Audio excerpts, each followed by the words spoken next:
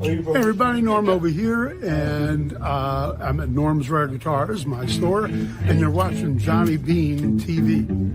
All right. Awesome. Thank you so much. Great to meet you. Thank you so much. You're watching Johnny Beane TV. Make sure to subscribe.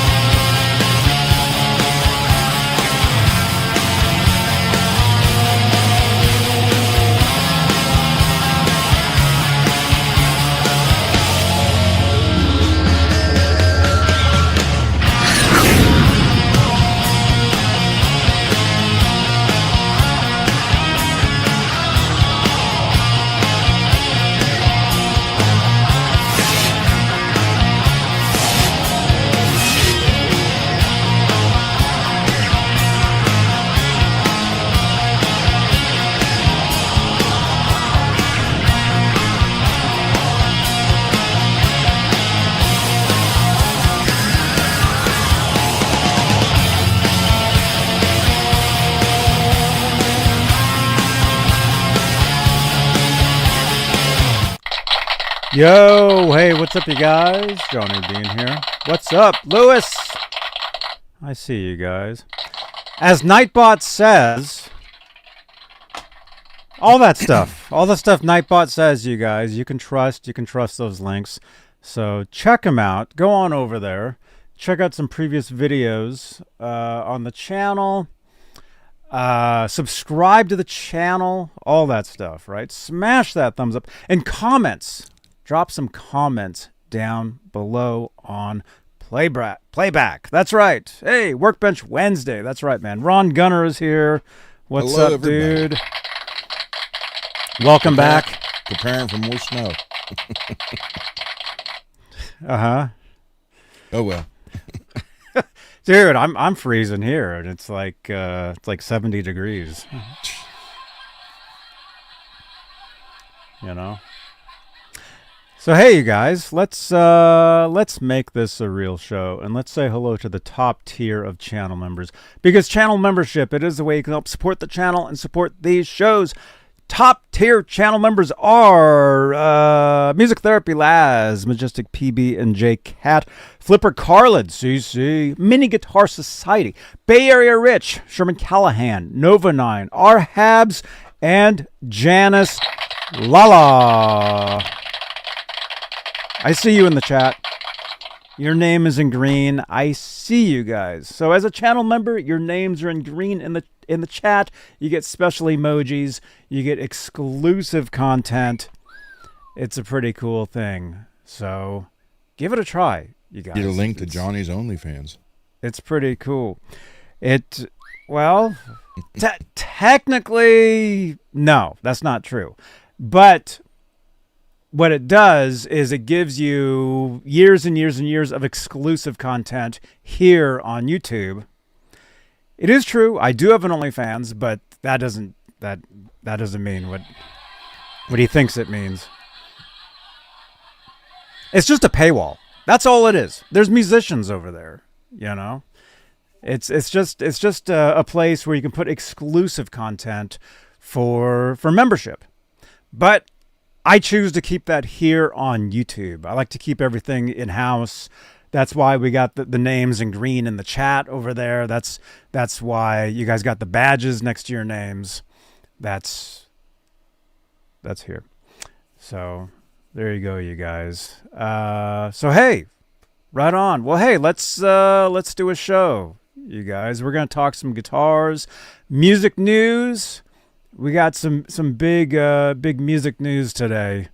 Let's get right to this, you guys. It's if you're a fan of soul guitar, classic rock. You guys know Steve Cropper. You guys have heard him. I mean, well, let's just read this. Let's go on over to CBS News. Steve Cropper, acclaimed guitarist for Booker T and the MGs, dies at age 84. Steve Cropper, the lean, soulful guitarist and songwriter who helped anchor and celebrate Memphis backing band Booker T and the MGs at Stax Records, and co-wrote the classics Green Onions, Sitting on the Dock of the Bay, and In the Midnight Hour, has died. He was 84. Let's see. Let's just scroll in here. But we'll read this. But Ron, let me ask you. I know we were kind of talking in the green room for a minute. You were you've heard those songs. Yeah, I know the songs, but I didn't know him. I couldn't have told you who was on them.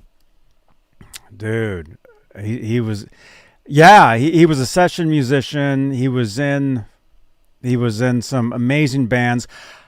I grew up on him because he was in the band, the band that the Blues Brothers were going to get back together in the movie The Blues Brothers. He was the guitar player in that band. So I had that soundtrack record. So he totally played at Bob's Country Bunker. Yeah, he did. Chicken Wire, he played on that stage. They got both kinds. Yep, he was there. He was there, man. Pretty cool. But let's see. Pat Mitchell Worley, president and CEO of Soulsville Foundation, confirms Cropper's death to CBS News. The foundation operates the Stax Museum of American Soul Music in Memphis, located at the site of the former Stax Records, where Cropper worked for years.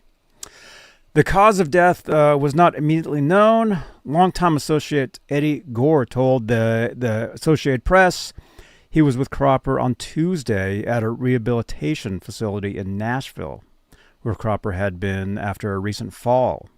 Cropper had been working on new music when Gore visited, he said. He's such a good human, Gore said. We're blessed to have him, for sure. That's him. That's Steve Cropper right there. And I believe that's actually his signature PV guitar. Telecaster. Telly style. Yeah. Rock and Roll Hall of Fame inductee Steve Cropper, founding member of Booker T and the MGs, and the Blues Brothers Band, performs on stage at the Rose September 20th, 2018 in Pasadena, California.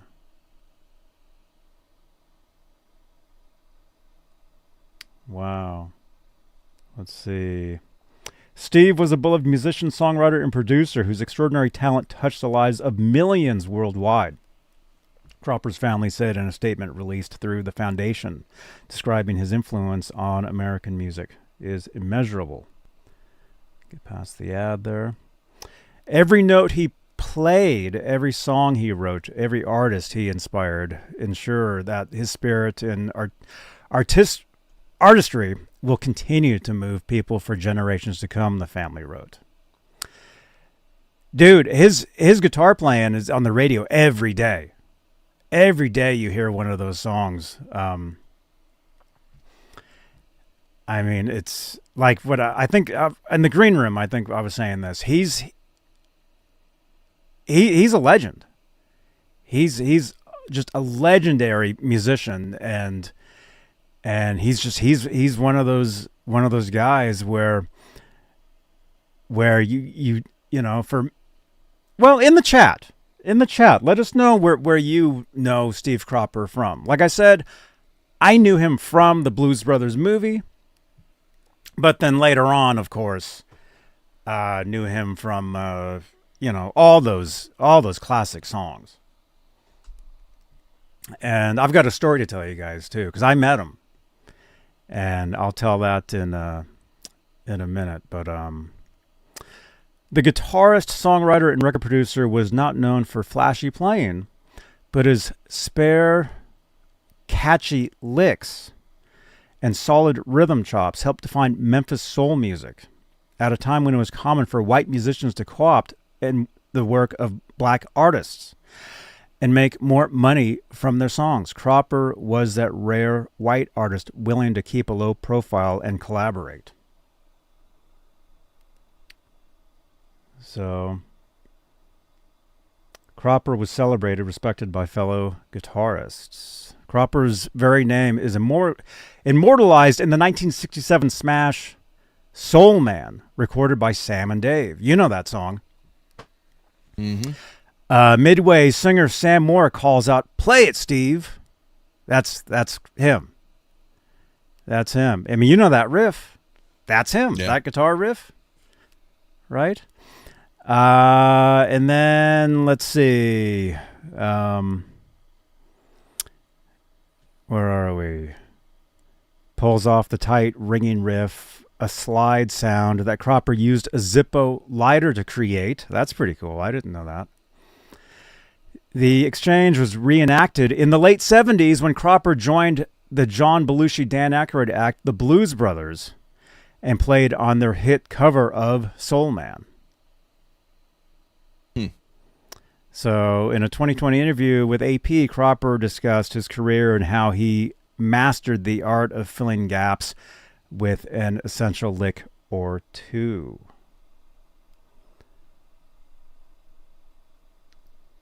Let's see, I listened to the musicians and the singer, Cropper said. I'm not listening to just me. I make sure I'm sounding okay before we start the session. Once we're presented the song, then I listen to the song and the way they interpret it. And I play around all that stuff. That's what I do. That's my style. I mean, that's a musician. You know? You play for the song. You play for the artist. You know, you give it as much as it needs. You don't overplay. Every once in a while, you can come up with some memorable, classic little lick, and that's Steve Cropper right there, man. Let's see. Rolling Stones guitarist Keith Richards asked once about Cropper, and simply perfect man on a YouTube instructional video. Guitar virtuoso. I can't say that word. Guitar Virtuoso. virtuoso, whatever it is. Joe Bonamassa says Cropper's moves are often copied. If you haven't heard the name Steve Cropper, you've heard him in song, Bonamassa said. Yeah, you guys have heard him, man. Like I said, I didn't know the name, but I knew that I did know the music. Oh, yeah, man. So that's him in 2024. Protecting Tennessee music.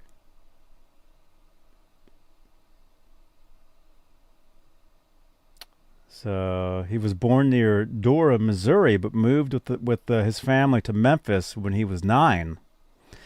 And he got his first mail-order guitar at age 14. According to his website, playitsteve.com. Chuck Berry, Jimmy Reed, and Chet Atkins were among his early influences. So he was a Stax artist before the label was even called Stax. So that was a record label. Legendary stuff, man. We'll just kind of skim through this. Cropper co-wrote "Sitting on the Dock of the Bay."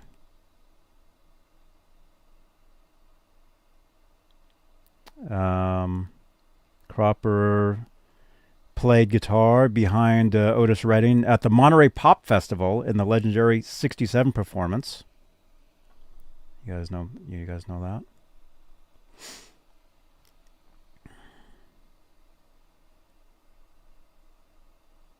So, yeah, he was with Booker T and the MGs. And then let's see if there's a photo of him with the Blues Brothers. There has to be. Wasn't Wilson Pickett also in the Union Gap? There, these are all just ads and stuff. Here, let me find a photo of him with the Blues Brothers. Rich, do you know that? Or Janice?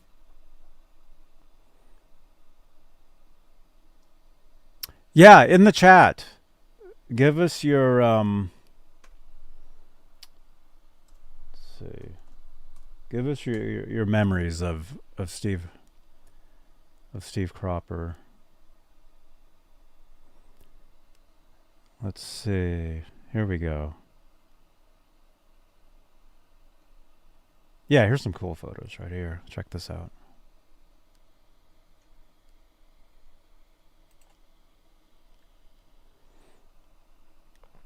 So that was him and the Blues Brothers.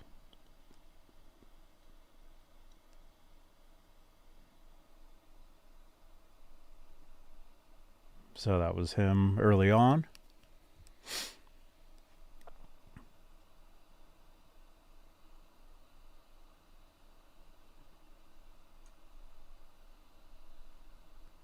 Here's some early photos.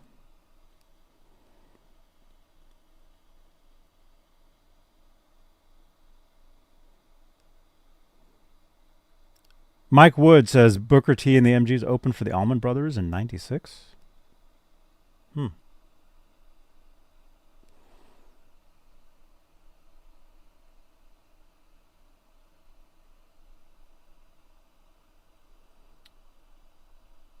Yeah. But yeah, that's the Steve Cropper that I remember right there. Blues Brothers era. Late 70s, early 80s era.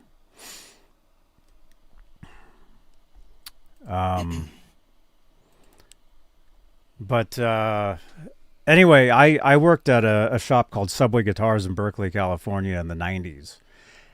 And this would have been either mid to late 90s. I'm not exactly sure, but anyway, I used to smoke, and I used to go out. They used to joke around that I would take, what was it? They would joke around that I would take like a 15-minute cigarette break every 30 minutes or something. Like I was always doing other stuff than doing what I was supposed to be doing at this place. And I remember I was outside, I think I was smoking. I actually, you know who actually bummed a cigarette from me one time? I think, if I remember correctly, Taj Mahal. If you know who he is, another legend, man. Legend, dude. You need to look this stuff up, man. Dude. Anyway, so I was outside, cigarette break, just hanging out, whatever it was. Steve Cropper comes walking down the sidewalk, and I see him, and I'm like, oh my gosh, because like I said, I grew up in the Blues Brothers movie, and I meet musicians all the time, right? I mean, I go to the NAMM show. By the way, I'll be at NAMM in 2 months. I meet rock stars left and right, man.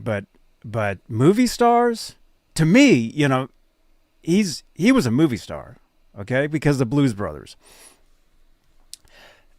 So he comes walking down the street, and I'm like, oh my gosh, and he goes into the shop, and at one point I was behind the counter, and I don't know if you guys know Subway Guitars, but the place, well, I don't know, maybe it still is, but it was a disaster. It was just stuff all over the place, I don't know how to explain it. Just a mess. Ron, you would pass out if you went in there. I probably would. Robot and I would have to hire a cleaning crew to come in there. Well, that wouldn't happen. So anyway, so I'm behind the counter at some point, and Steve Cropper, he's walking around, and the place was tiny.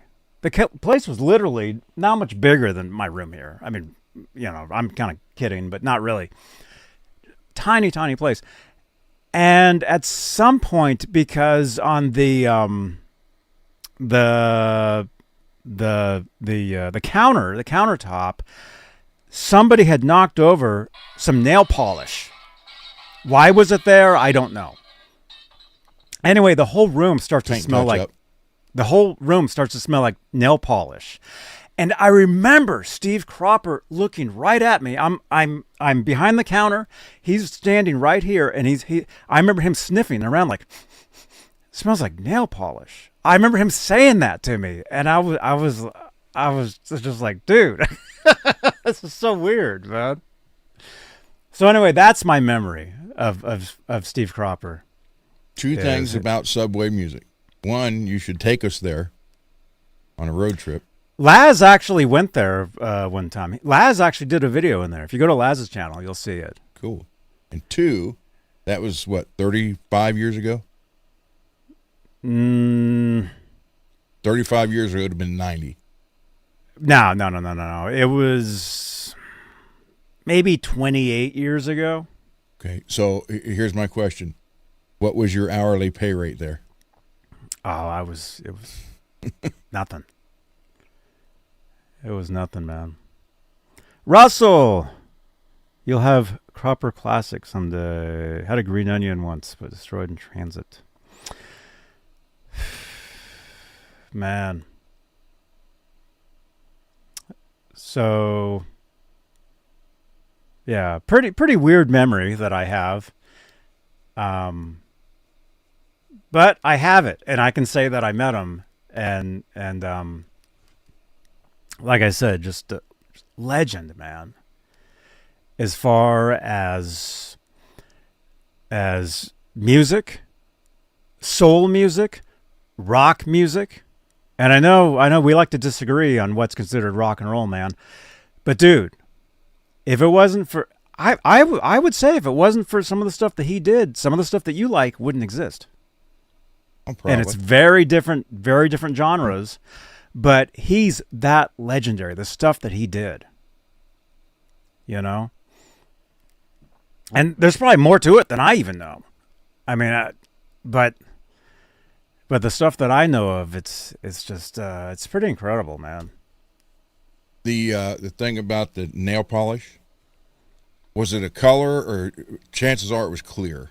It was clear, yeah. Yeah, they use it to touch up nicks and scratches. That's the thing is, it could have been used for that. It could have been just there though, man, because that's how much of a disaster this place was. Dude, there was burritos sitting there on the counter from like weeks. I mean, garbage everywhere. Well, there was another shop in Berkeley that was worse. That was really bad. I can't remember the name. I actually bought some pedals from this guy. This would have been 30 years ago.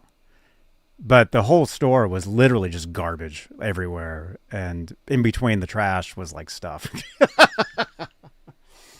Mr. Mick, Johnny and Ron, do you think you'd have to ask Johnny on that one? Mr. Mick, let me ask you this. Yeah, we weren't going to talk about that tonight because I'm doing a Van Halen. I'm doing an exclusively Van Halen show tomorrow where I will talk. I will talk about that. But yeah, there is a 5153 Hypersonic. Is it worth $1,700 for a solid state amp? Depends on who you ask. I know there's a lot of people bitching about it. Now, Mr. Mick, let me ask you, is that the same amp that I saw at the NAMM show? Or is that a new one? That's what I'm not sure about yet.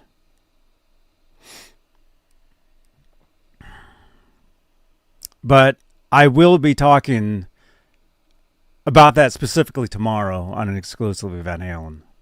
So there you go, Mr. Mick. I'll do that. I'll do that probably same time. Probably this time tomorrow. You know.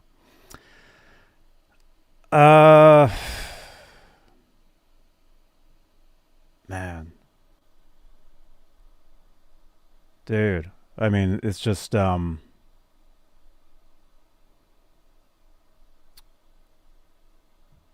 not sure either. Yeah, I really didn't look into that. I know EVH did drop a promotional video with Frankie today. I did see that. I'm not sure if it's the same model that I saw in January at NAMM, or if it's a new one. They'll be releasing next month. I'm not sure. I'm gonna have to. I'll definitely look into it before tomorrow. And I was telling Ron when we were in the green room, I'm doing a Van Halen show tomorrow, so I'll talk about that tomorrow.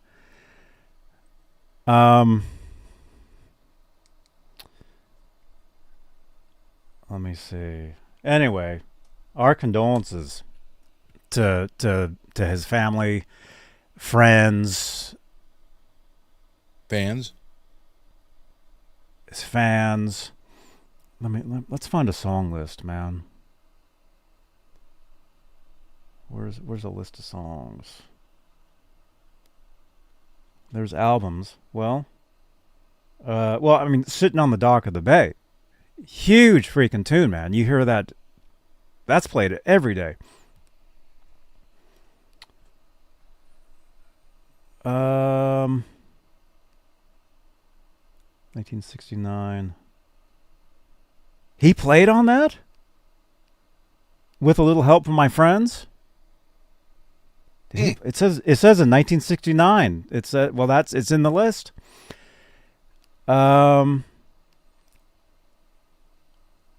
Let's see.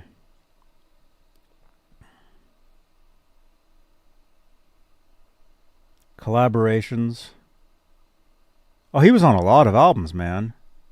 Says here he worked with Alabama on an album called Southern Star in 1989.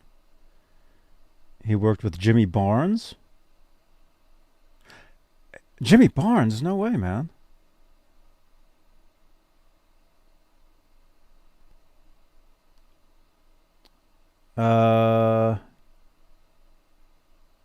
Stephen Bishop? That's I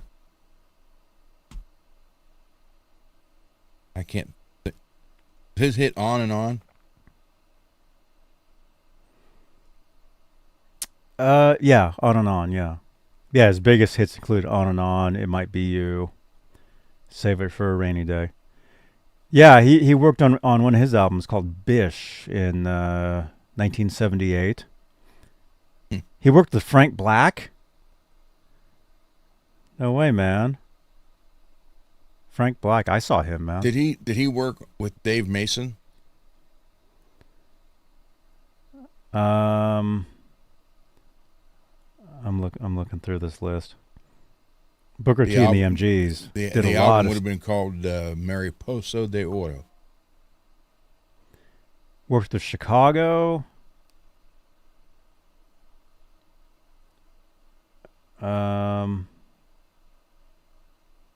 Worked with Peter Frampton in '79.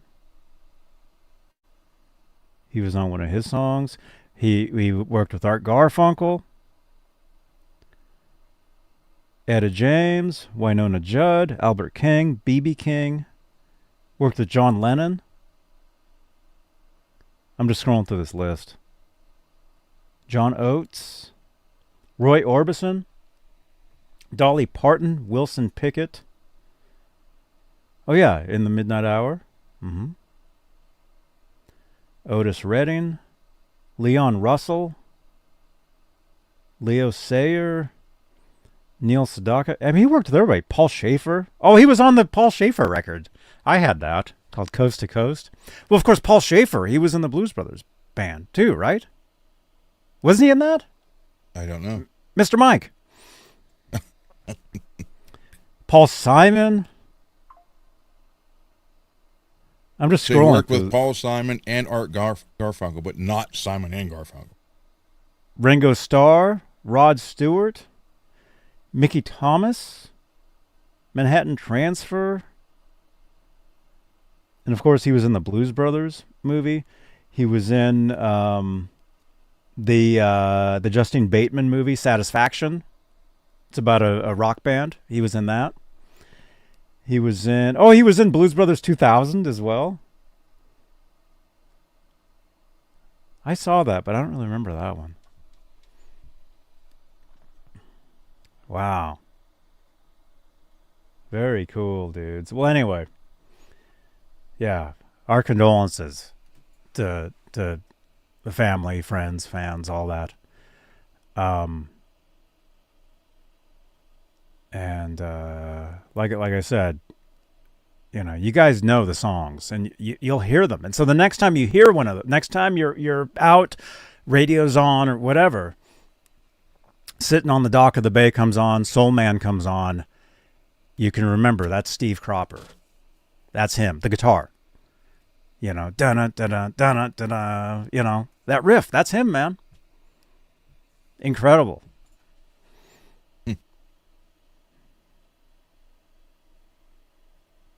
Yeah, wasn't Paul Schaefer in the Blues Brothers? I know he was in Spinal Tap. I want to say he was in Blues Brothers, but I don't. Rest in peace to one of the Blues Brothers. Yeah, on his Instagram, on Steve Cropper's Instagram, the Blues Brothers account commented. Yeah. Oh my gosh. Anyway, one of the first places I heard about this. I mean, this was just reported a few hours ago anyway, but one of the places I heard about this was our friend Chris Gill. He posted on Instagram because he interviewed Cropper. Oh, there's the thing right there. Let me hang on. Bob's Country Bunker. I just saw it. Yeah. Yeah. You may know. You actually may know this. Anyway, our friend Chris Gill. He posted. He did this. Chris Gill wrote for Guitar Player, and this was, I guess, one of the interviews that he did. Stone Gossard meets Steve Cropper. You know, Pearl Jam. Pearl Jam meets Steve Cropper. And I guess Chris did that article or the interview. Oh yeah, it says right here. He was privileged to interview him March 26, 1994, along with Stone Gossard. Okay.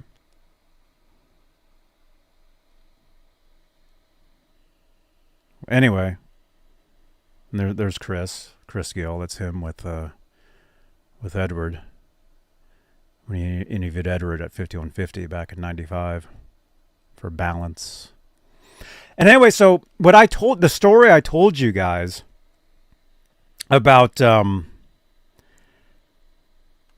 Steve Cropper coming into the guitar shop that I worked at, I left that comment on Chris's Instagram, and Chris said, "Oh yeah," he's like, "I used to shop there," so it's very likely that I met Chris way back in the day, like, and didn't before we met a few years ago. He was on my show. Chris and Brad Dolinsky were on. They did a Van Halen book, and I had them on. Actually, they were on a few times. Paul Schaefer was in Blues Brothers too, Jeff T says. Yeah, so he must have been a Blues Brother. Backstage, Johnny and Ron, did you see the new DiMarzio ad featuring Amanda's painted guitar? Yes. Mm-hmm. Yes, we did. Congratulations to Amanda. And what's her name? Is it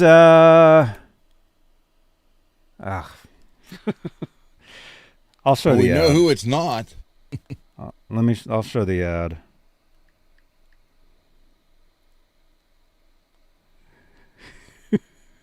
It's not my pinup girl over there.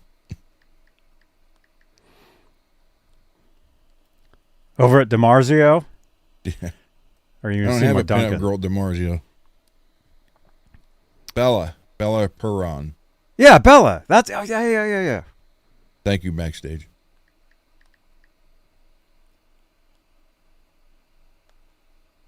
Here we go. Where's the ad?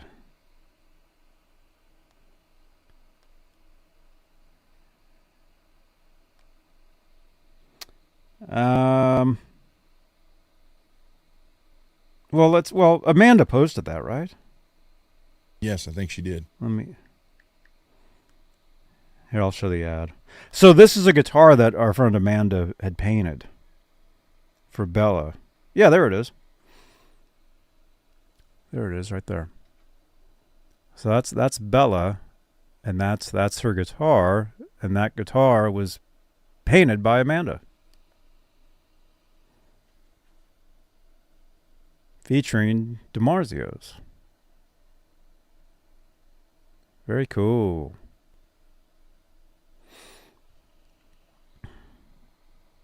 Right on. Right on, man. Thumbs up. Amanda is a great painter. Very Oh, good she's painter. awesome. Okay. Let's see. Well, I mean, go to the workbench. Do you have anything you're going to do?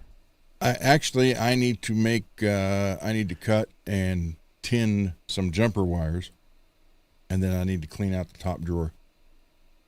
I was going to have Laz's brother's guitar to finish today, but the package is delayed because of the weather. So,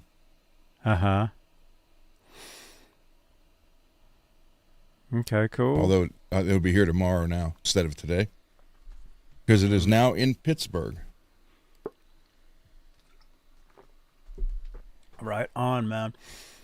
So I've got a couple things.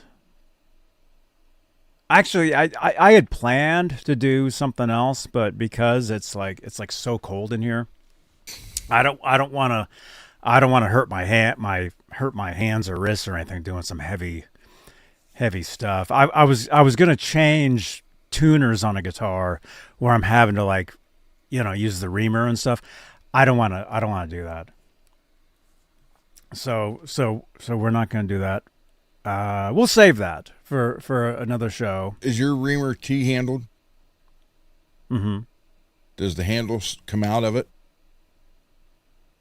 You mean, well, if it does, you can put the reamer in the drill. Use that. Let me see.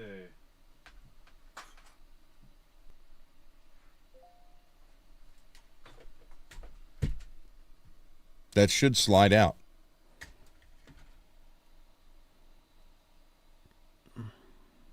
Yeah, it should. It should. Doesn't wanna. It never has. Dude, I've had this for like 30 years, man. It can't be that cold. It's cold enough. It's cold enough in here. Actually, it's cold It's 68. and it's hot at the same time. It's like I'm hot from bundling up. Like I had my coat on earlier. You know, you guys don't want to see me wearing a huge coat, so I took it off. So I was going to change some... well, let me show you guys. Let me show you guys what I was going to do. I'm not going to do it tonight. Actually, technically, I can't do it tonight because I don't have the tuners for it. I just realized.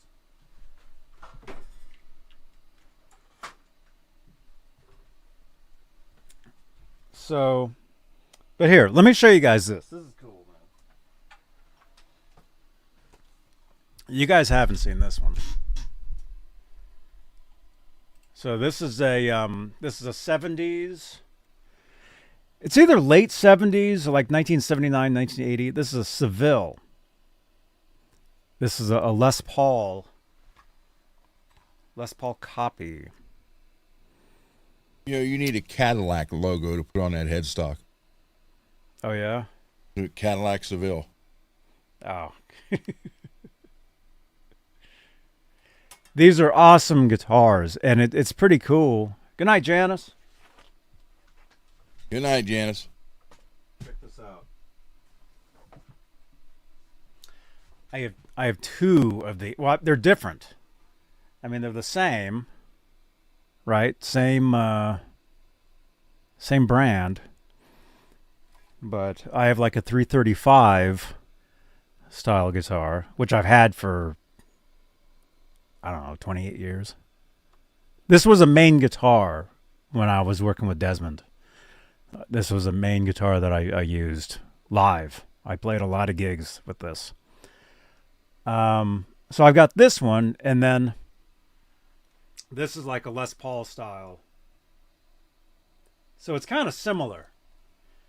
I mean, they're kind of almost the same color, kind of. You know. But yeah, and as you can see, I've changed the tuners on this one few times, and they're all they're different. One side is locking, one side's not.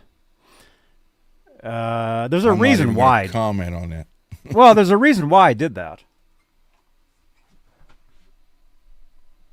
I can't think of why, but it was done years and years and years ago. This one, I was going to change the tuners, but then I realized, I don't even have tuners. I need to get some. So, and Janice just left.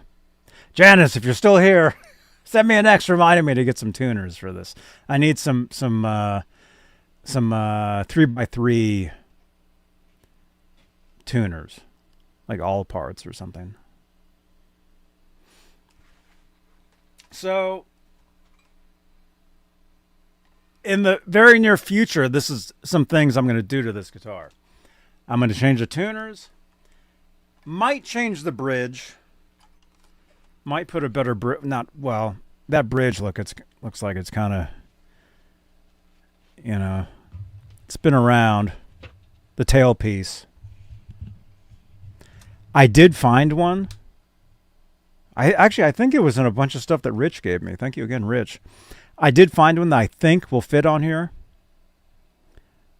So, and as far as the pickups, for right now, I'm just going to leave them as is. I'm pretty sure they're stock.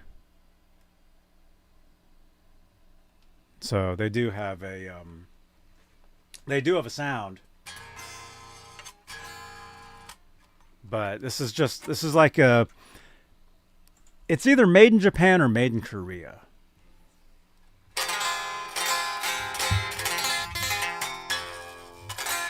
Very cool.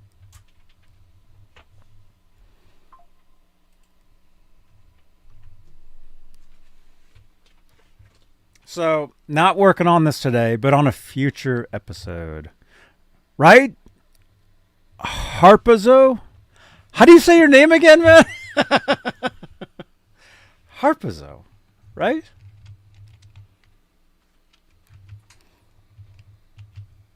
Very cool guitar. Very, very good. All right. Let's see. Actually, we can do this too.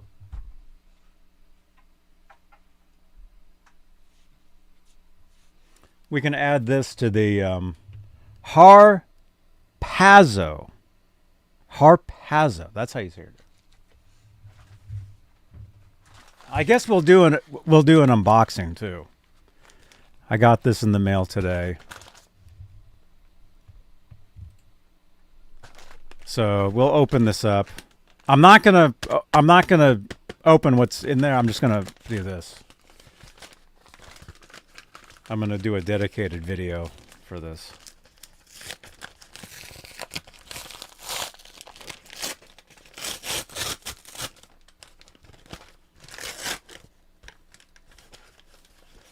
You guys ready? Go for it.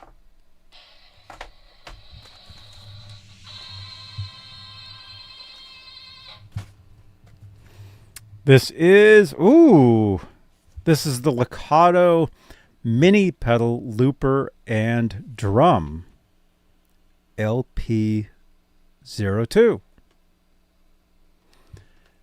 So it's a little, it says it's a looper and I guess a drum. Ooh, that looks cool. I'll cool. show you guys. I'll show you guys the pedal. Looper and drum, it says. Look at that. Looks like a record. Looks like a turntable. Okay, so it looks like it's a little drum machine. Pop, rock, blues, country, metal, ballad, R&B, dance, drum beats. And then it looks like you can loop as well. Awesome. So I'll be demoing this pedal coming up. There'll be a dedicated video on the channel here for this. So make sure to subscribe. Tell all your friends.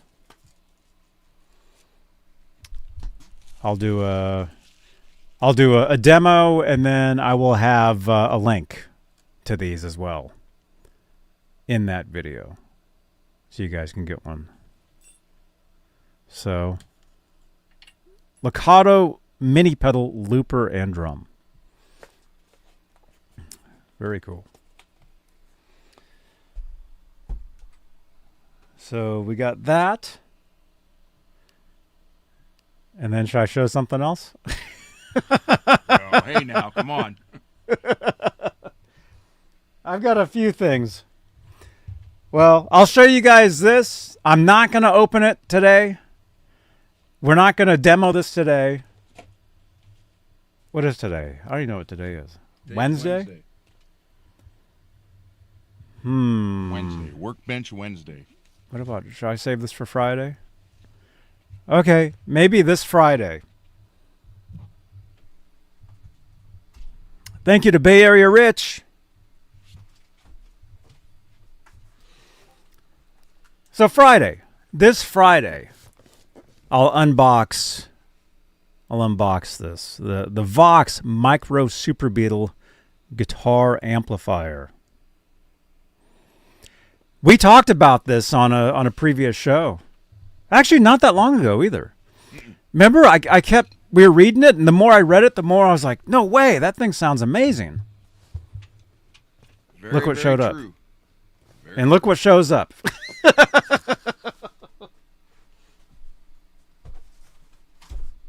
Rich. Bay Area Rich, thank you so much, man. So, future show. Maybe Friday. We'll see. Maybe we'll open it. Rich, there you are, man. Maybe we'll open it Friday, but then I want to do a dedicated video for it. So it's almost like I do a couple videos. I really need a bigger room now. Peggy, you're not kidding. I'm like this. I'm like this in here. I can't even walk around.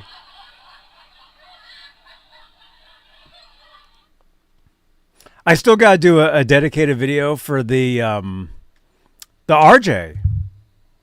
The RJ guitar you guys saw yesterday. It's right here.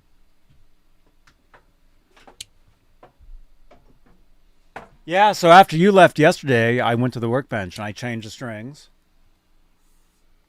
Put brand new strings on. Cool.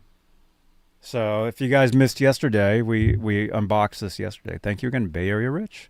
The RJ Broadcaster Gig Line Telecaster. That's a beautiful guitar.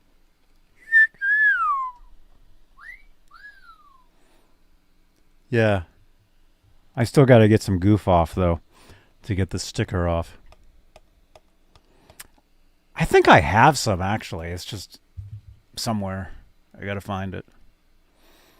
I was playing this. Well, you guys saw me playing this yesterday. I was playing this today as well. I was actually playing a bunch of guitars. Playing a bunch of stuff today, man. So I've got a couple guitars that I'm going to do some, like I said, I've got some minor repairs to do. Nothing fancy tonight. I did drop a Guitar Bench ASMR video earlier today. You guys may have, if you were here earlier when there was a trailer before this video, you guys saw it. But if you didn't, actually, I can just show it to you guys. Let me grab it.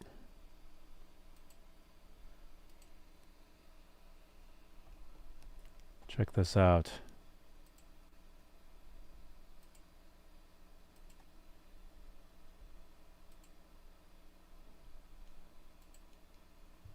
Download. Here we go. Here it is. Okay, check this out. I'll show you the video. I'm doing this new series now called Guitar Bench ASMR, where I just film literally a 20-second video doing some guitar repair, some sort of, you know, something. They're basically they're ASMR videos is what they are. Where it gives you like the sound of using the tools. You know. Anyway, this is what I did earlier today.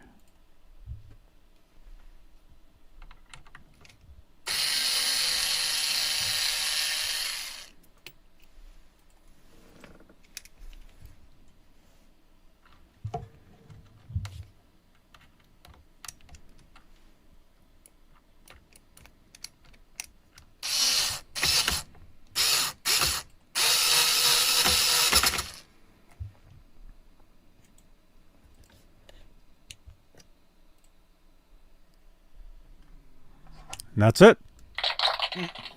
Subscribe on YouTube.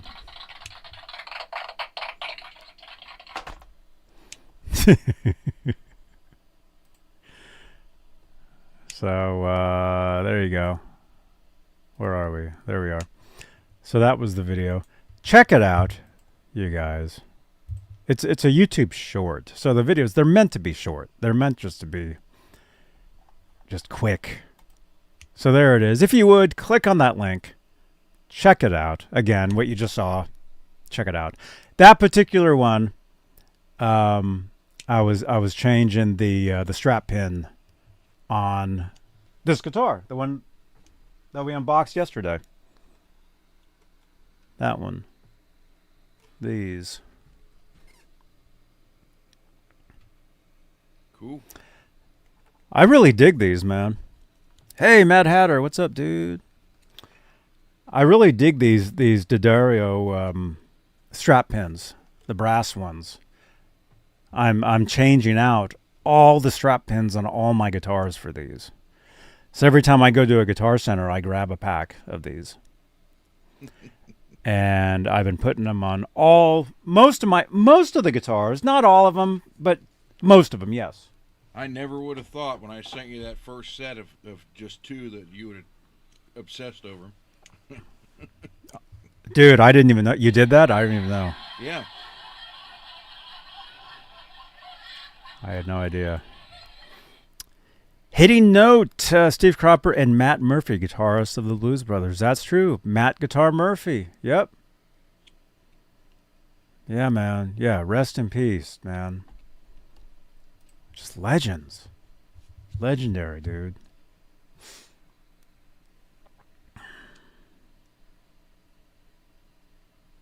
Did you ever grab anything so hard that you blew blood vessels in your hand? Mm-mm. Let me guess. You did. Did it today. I was with a friend of mine and his car slipped off his jack. Wait. What? Car slipped off the jack today. And you tried to catch it? I kept it from crushing his foot. So there's the normal hand. Okay. Oh my gosh! Wait, that's a normal hand. Now, no, I don't. We don't want. No. Look at the blood vessels busted from holding on to it. Oh my gosh! Look at that. I mean, that's clear up into here. Oh, dude. So, saved him from crushing his foot, though. I can deal with some busted blood vessels for a while. You were actually holding the car up? Yeah. Oh my gosh. It's for about 10 seconds for him to get enough to slide out from underneath of it. Dude, that's crazy, man.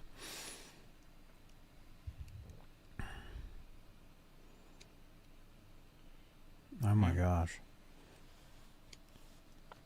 When stuff happens, you gotta react. See, I've never been a panicker. I've always been a reaction. Mm-hmm. I heard it start to slip, and I started reaching for it, and just as I grabbed it, the jack shot out from under, and I was holding it and trying to grab him with the other hand.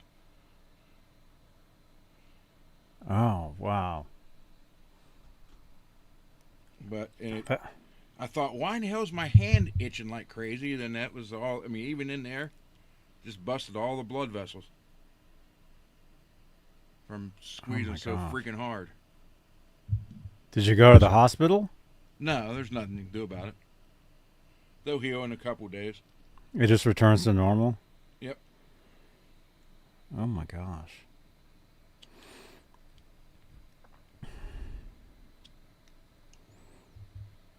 So it happens. Dang, man. Well, I'm glad everybody's okay, dude. Yeah, I got more damage out of it than he did. And Johnny, here's your pink mic wire holders. Actually, nice. Went up into here. Look, see all the red dots? That's all busted vessels. But you can still use your hand? Yeah. It just like not so much tingles as it like itches and kind of burns. See how it's just around here and up? I mean, I had a death grip on that car. So this used to happen when I didn't pay attention when I was lifting weights. But it's been, 45 years. I haven't touched a weight since probably 1986. 85, 86. Mm-hmm. Man.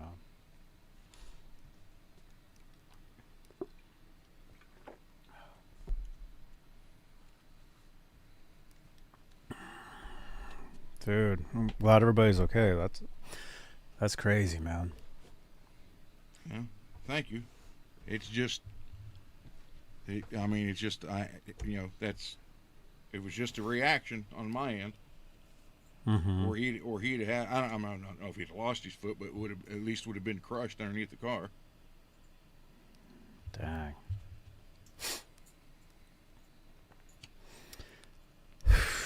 Let's see. Okay, so we're about an hour in. I'm gonna go over to my workbench.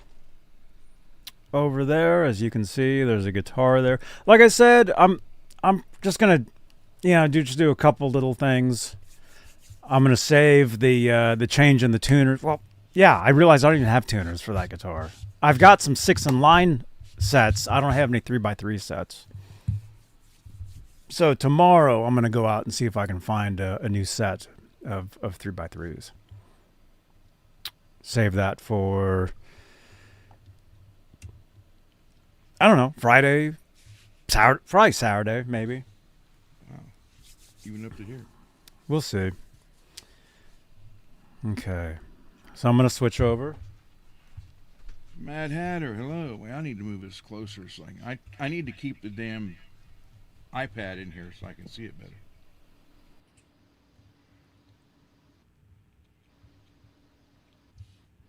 All right. We're here. We got it. I'm going to leave the studio.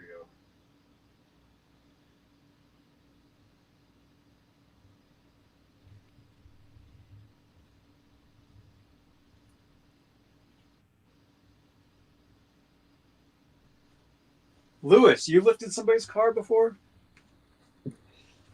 Yeah. No. We had a science teacher that we hated, and he was constantly trying to get us in trouble. Mm-hmm. So one day at lunchtime, me and my friend Jim Madzakis, between the two of us, we flipped his car over on its side. Oh my gosh. He didn't mess with us no more after that either. That's like the stuff you see in those like crazy movies in the 80s. Yeah, yeah. Oh, and by the way, if you're hearing that, it's not me using the bathroom. It's me like pouring like I'm pouring a LaCroix into a Starbucks cup. Is what I'm doing.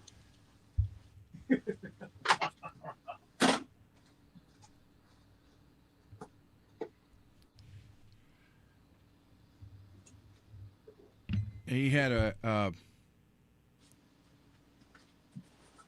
what the hell was it? Some kind of Ford Granada. Granada. What kind of car is that? It's a mid-size, probably. Uh-huh. There's a Ford Granada. They don't make them anymore.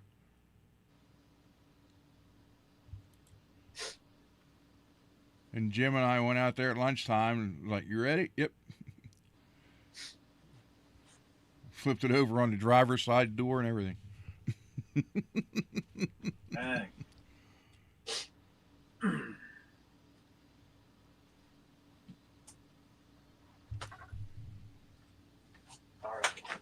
He knew it was us, but he didn't see us do it. So he couldn't prove it, even though we even told him we did it and do it again. The guy's name, I think he's passed away now. His name was Fred Vass, Mr. Vass. V-A-S-S. He was a freaking jerk. Dang. Bouncer Bob. Spindrift sparkling water. Dude, I've seen that. I've never tried it though, man. Is it good? I'm gonna have to try those. I've heard of them. By the way, you guys, if you would, smash the thumbs up on the video. And drop a comment below. Let's see. What am I doing? I've got a couple things here. I just needed to prep some wires so I don't have to mess with it when I'm working on this stuff.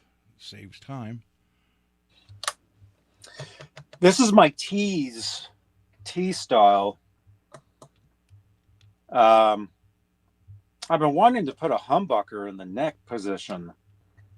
I gotta find a pick guard, humbucker pick guard, preferably same as this, a black one.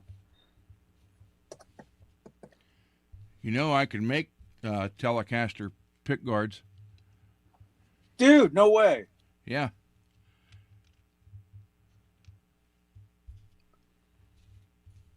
I can make them.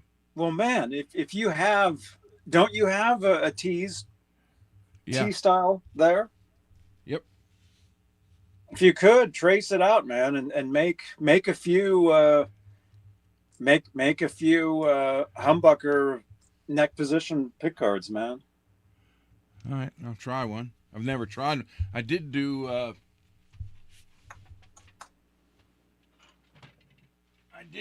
Check this out, Johnny. If you can see this, let me move this out of the way. This is my box of parts I've printed out so far. Mm-hmm. And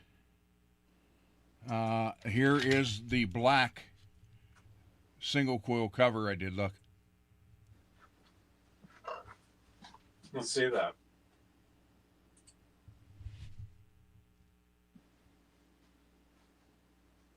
And it's good? Yeah. Yep. Look at that. And then here's the shims that I made. That's a thicker one. These are the thinner ones for the Floyd nuts. If you can't route the neck out, that'll take up you put that in place. and then that takes the angle of the neck, leaves this flat, and you can drill through this, and your Floyd nuts locking. Also made these shims. Look at this. Instead of just shimming the very back of the neck,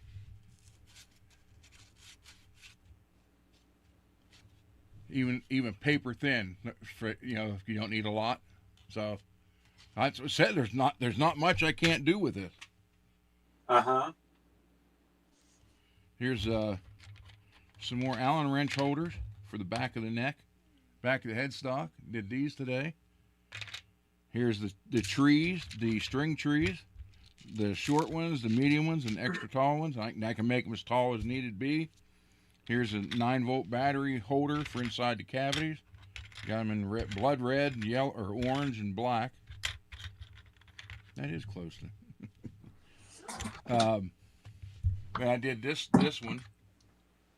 If you had more room. So, and I'm going to make one of these for you, Johnny, since you're always changing tuners. Yeah, all the time. Wait, look here. I'll send you one of these. It's a universal.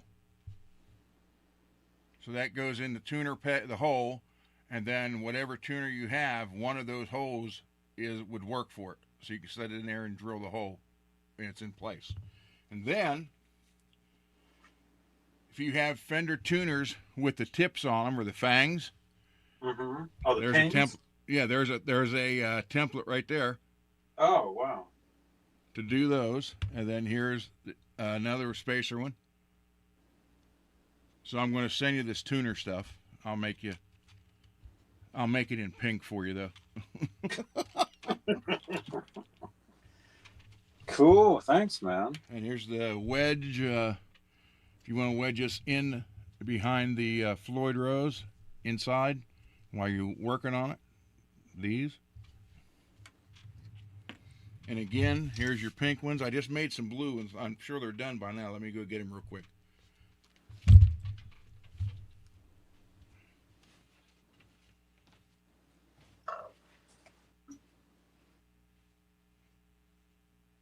Right on, man.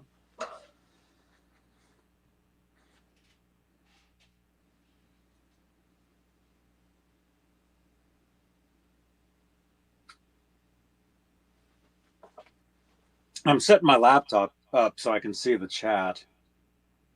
I had it where I had the pop-out chat, but then it... Yeah, here's blue.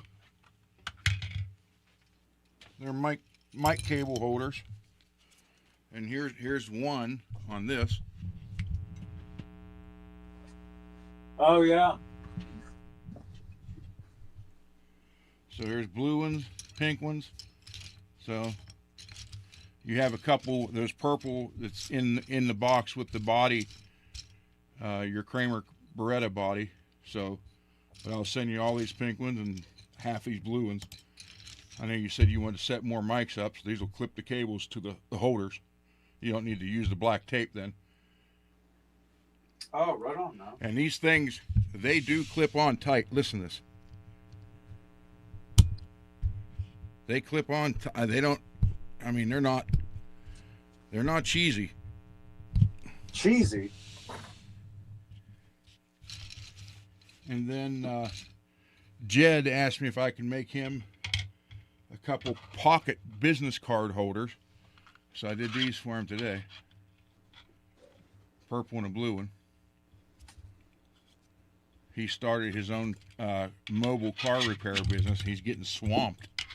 He's driving all over the place. And he's like, man, I need something to hold the business cards in. Can you make me something to carry in my pocket? I'm like, yeah. Oh, cool. So you just fill it up with your business cards through that slot. Then when you want one, you just, with your thumb, shove the one out, and it comes out. Listen, there's hardly anything that I can't make. Yeah, you can do anything with that thing, man. They're freaking great.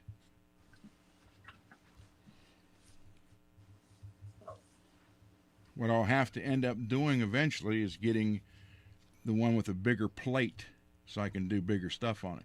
Because I have the program to do a Strat pick guard, but the plate's not big enough. But it is big enough for a telly.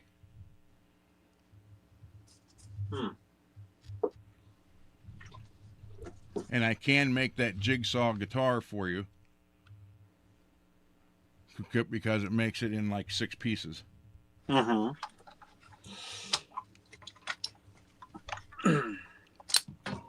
This makes this a lot easier when it comes time to do all this.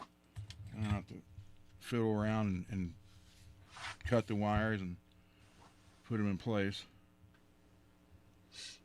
They're already made.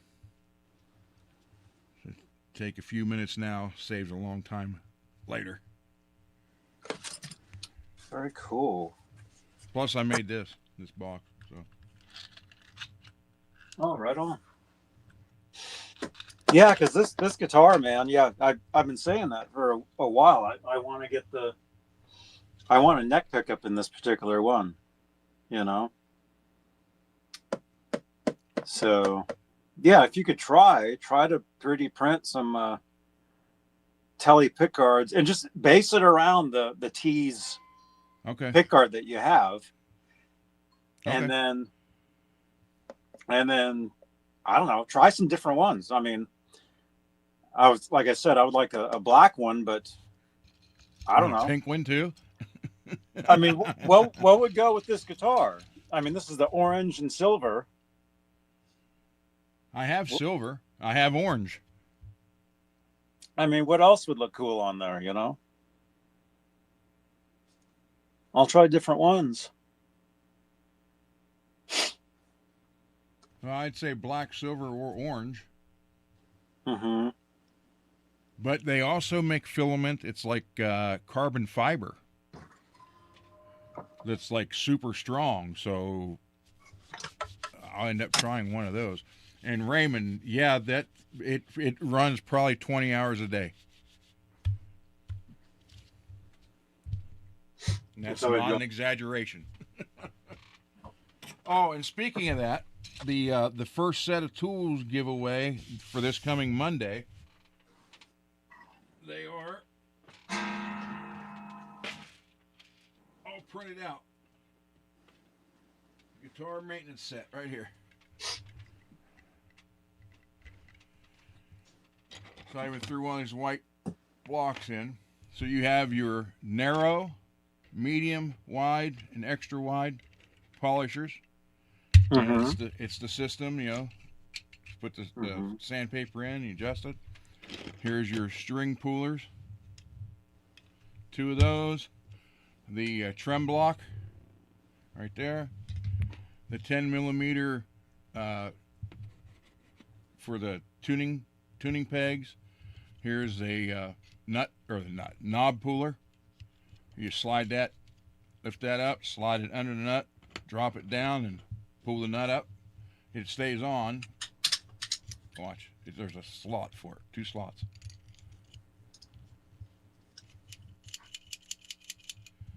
And then here's under the neck.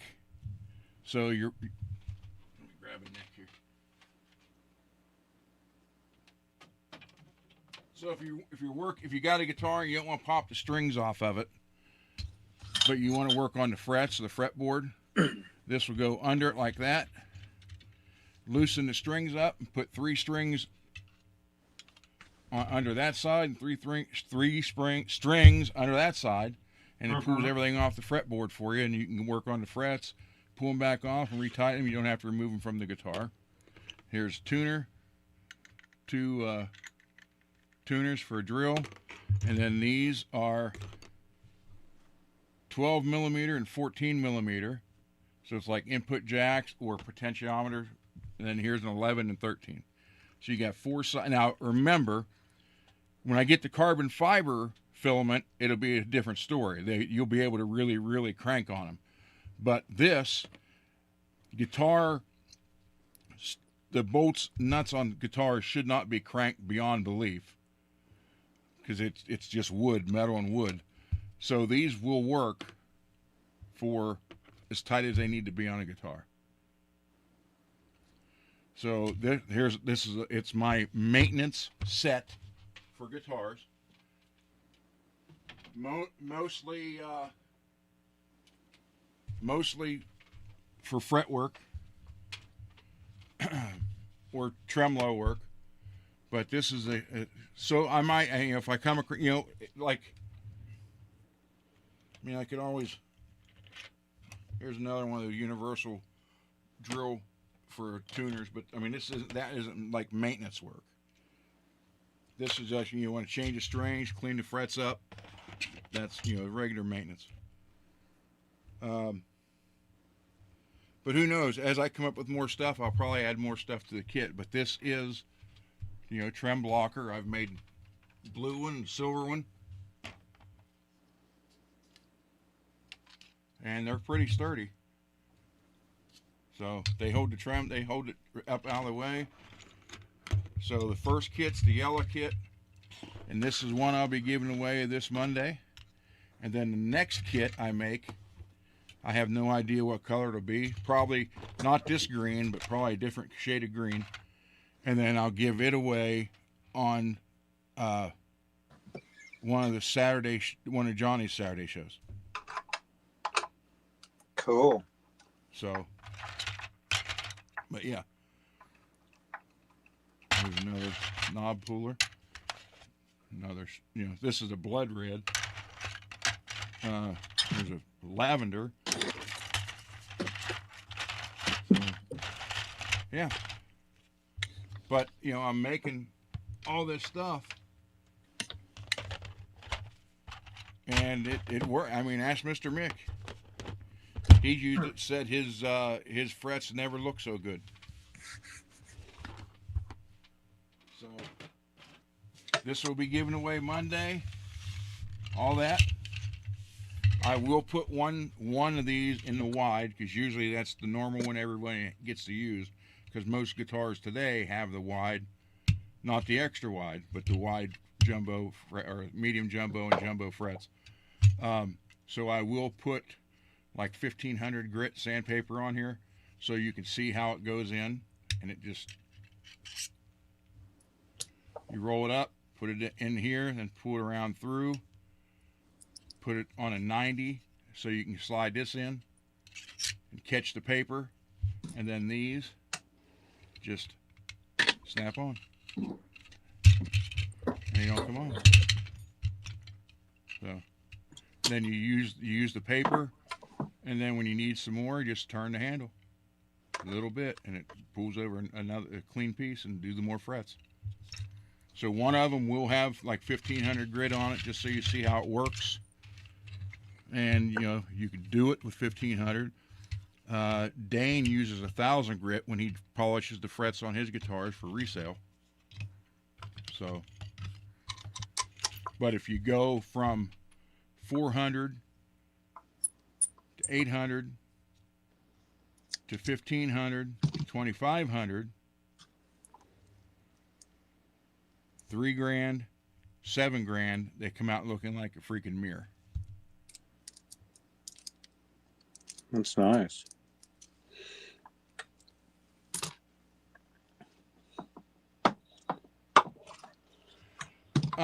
No, Lewis, no. These are on there and they're licensed and free. I mean, I did make a little improvement to this, and I'm making another change to it. I'm actually, because if you look like this one, so that's how they work. You put the sandpaper rolled in here, run it around, and then as you're using it, just turn it to the next piece, till you run out. Okay? But what it is, you buy the sandpaper this size, you still have to cut it. So the next ones of these I make will be this size, so you won't have to cut the paper. So the string trees I came up with, making them the different sizes and everything, so you don't have to, usually when you do a string tree, you have this, just the one size string tree, and then you have the little cylinder, metal cylinder, or sometimes it's ceramic, or sometimes it's plastic, different heights. Well, I'm just making the whole string tree with all the different heights already, so you only have one piece, not two. So, but yeah.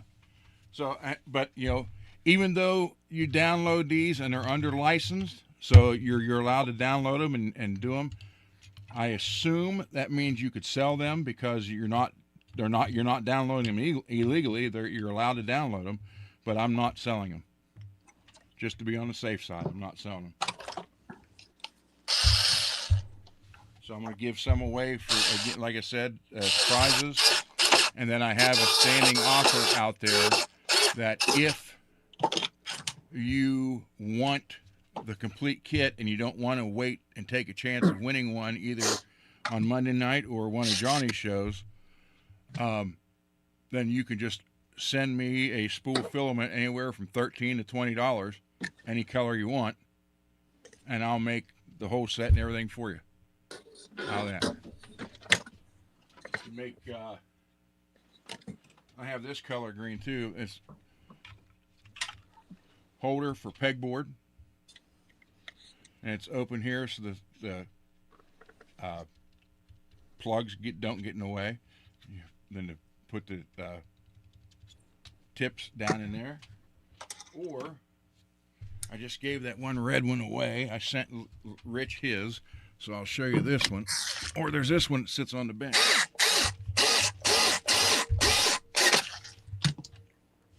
And I use it for this. I am gonna start selling these. $20. It's everything you see right here, and I put it all together for you. So you can just plug this in the guitar and check your ohms. Just turn the volume knob up, down, and you see, right, you don't have to sit there with the two testing tips and get in the back of the guitar. Just plug it in the jack, and you can tell it right there. So you'll get a brand new one of these. You'll get that. I'll cut it and solder the jack into it.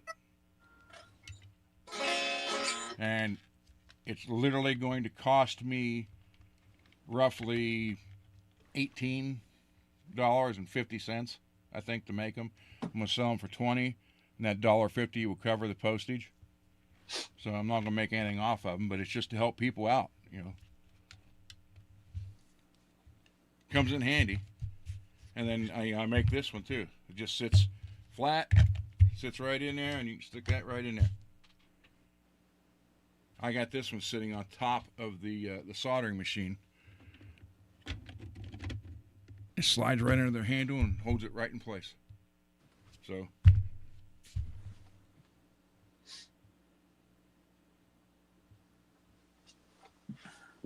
very cool, man. So Johnny, I have to make the rest of these for you too, to go with the ones what I sent you already. Plus, like I said, there's a couple clips in that with that box, and let me check and see if there's any update on it.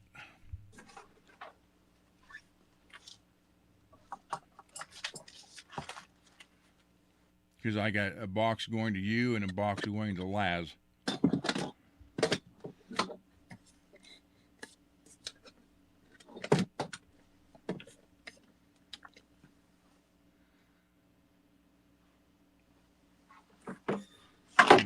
You probably won't have them till somewhere between Friday and Monday. Yeah, your guitar body is saying by latest December 8th. That's Monday. But I'm going to say probably Friday. So, and there's, like I said, there's some of these in there. I think they're purple and a couple black ones. Mm-hmm. But I need to get you the rest of the stuff here too. So cool. Yeah, thanks so much, man. You're welcome. Backstage, yes. Comes with a battery. It's already working. It's a new tester. It's not a very expensive one, but it works for what we're doing with it. And then I go buy the jack, and I cut the actual, your two testers. I cut the tips off of them, and then solder this on, and then I'll put on like a shrink wrap so it stiffens it up a little bit. Mm-hmm. And then just plug it into the guitar, flip it on your ohms, turn it on, and as you turn the volume up and down, you'll see exactly what you're reading out, what your guitar. And it works not just so you know what the guitar is putting out, but it also shows you, like if you're working like Johnny with the 5-way switch, you can plug this in and watch it, and then all of a sudden, if it's not reading, then you know that's the problem in the switch or what position it is. And they'll even tell you then, you'll know which pickup's bad. Oh, right. Yeah. So it's does two things. And plus, you know, you just plug it in. That's all it is. Just plug it into the guitar.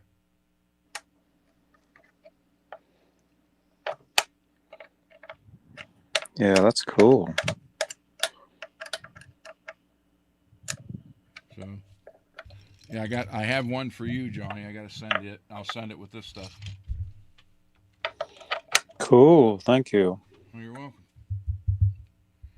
Oh, and I made this.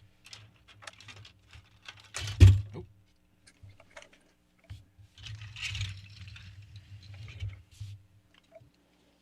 There we go. Floyd Road router plate.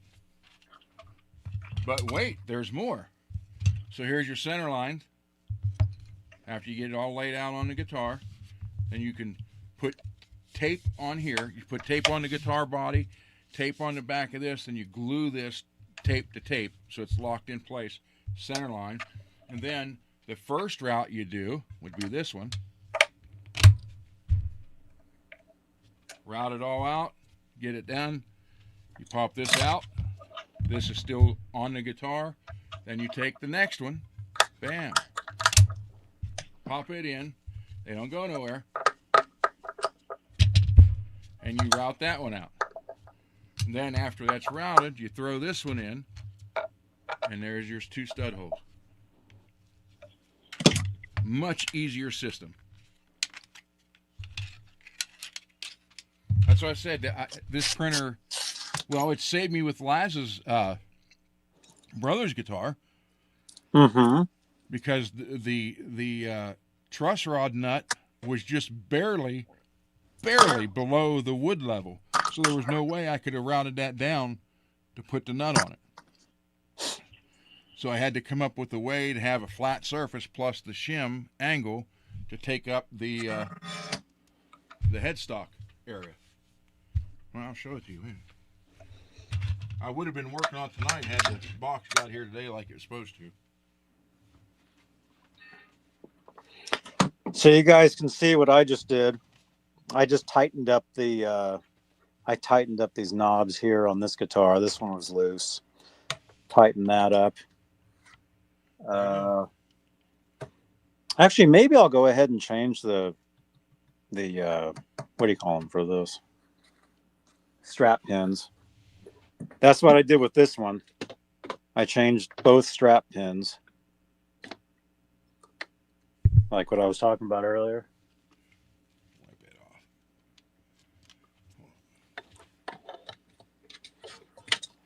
off. Okay. So you can't really see it now that that's on there, but the truss rod nut is just, I mean, it's almost dead level with the wood on here. So I couldn't route it out to like you normally would. So I made that shim. If you look underneath there, it keeps the nut flat up on here and fills in the gap underneath so it doesn't rock. Then I just bolted right down through the shim into the wood, and there it is. It's in place, doesn't move, it's ready to go. And the rest of the guitar is ready. So as soon as I get the tremolo and the strings, it'll be done. Oh, cool. Yeah, that's crazy how that guitar wasn't really set up at all, man. Yeah, it wasn't right from the factory. That's strange. Yeah, Lewis, after 40 some years, I you know, you kind of get used to it. Mm-hmm. Lewis, I need to make a Frankentelly. You mean like a Frankenstein looking Telecaster that's painted and everything the same? There you go. That sounds pretty cool. So there's the kit. Yeah. And Hell yeah.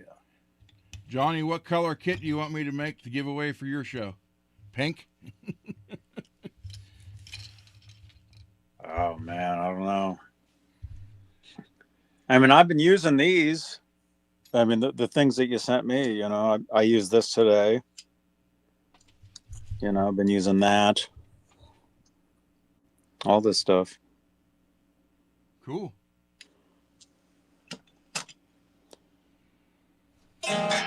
You know, I changed the strings on that guitar yesterday. I used the little string stretcher that you sent. Use that.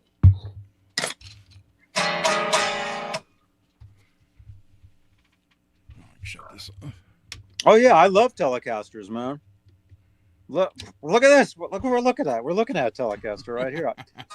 I've been playing this guitar nonstop, man.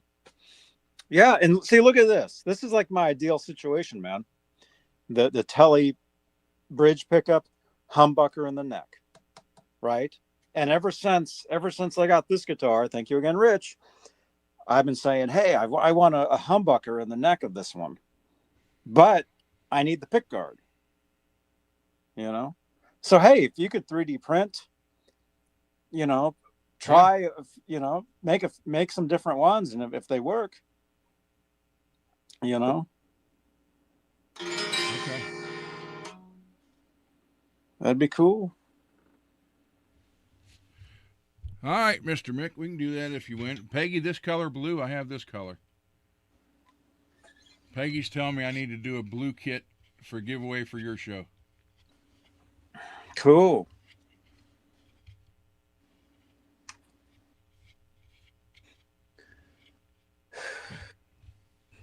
Let's see. Yeah, I sent Laz a red kit. Mm-hmm. That's what your package and his package should be there the same day. So I did make a holder for my set of. Well, I got two sets. So there's one set of my 1, 2, 3 blocks. Check it out. These fit right in there perfect. Look at that. Oh wow, cool.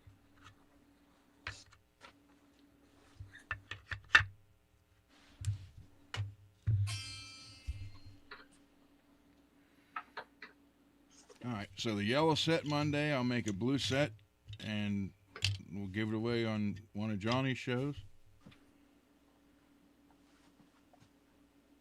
And like I said, I'm going to do at least one set a month, and eventually it'll be 2 sets a month.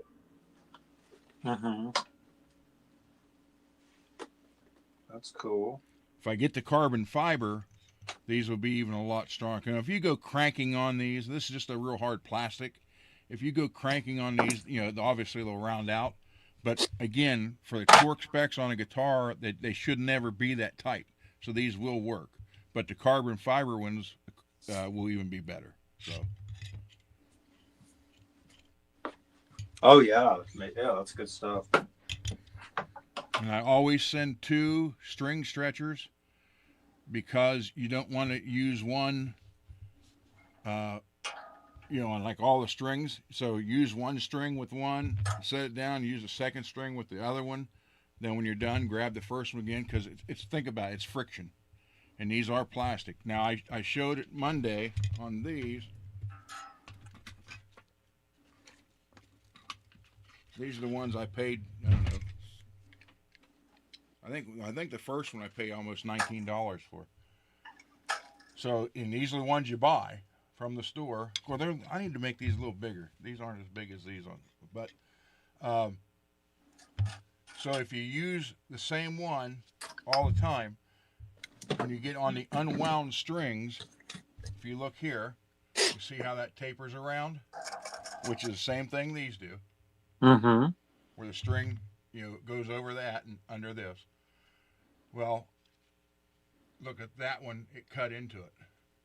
The high E actually sliced into it because I was only using one, and you know I did them like I think 6 to 10 times on each string.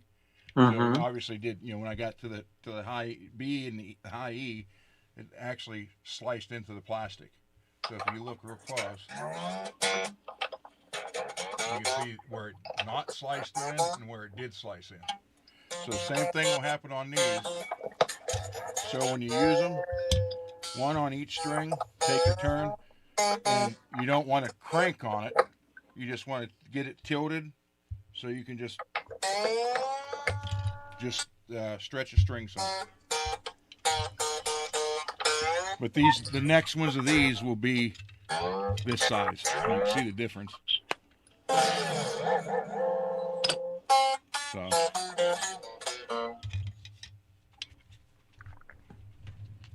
But that's all these are. It's just printed, and you can tell because the waffle. So.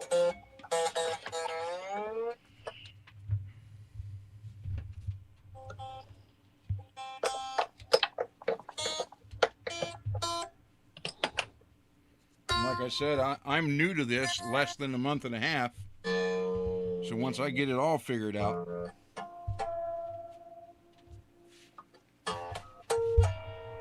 I'll be making all kind of stuff.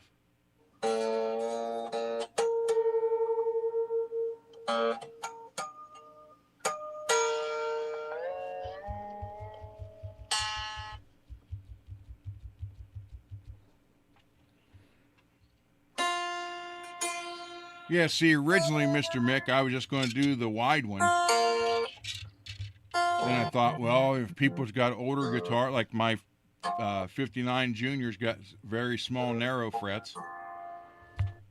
So you got to make all 4 of them if you got multiple guitars. So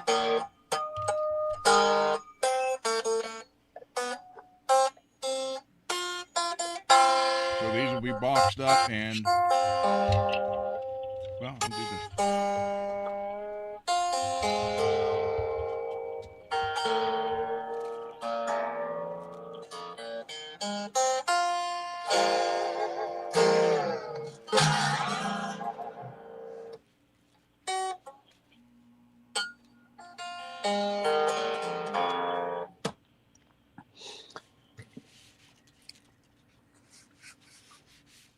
I'm going to try this guitar without, remember how I worked on the nut for this one? Yeah.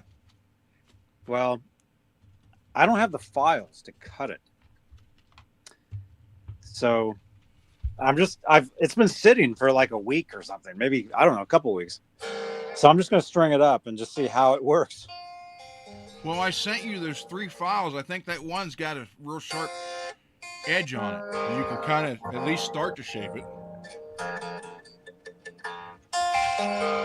Well, see, when I used to do this at the shop, I would have to use 2 different sizes. Yeah. I would have to use like 3 different sizes.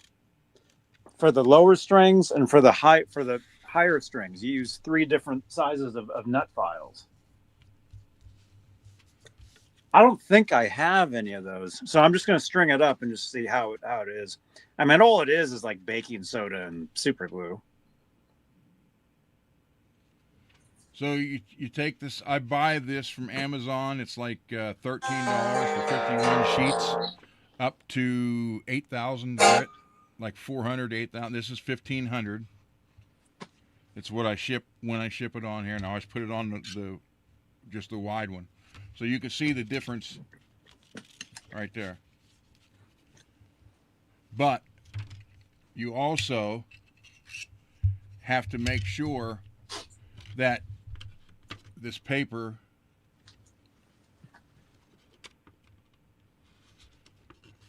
actually goes inside there and doesn't stick out in that cutout slot, because that's where that's how that attaches.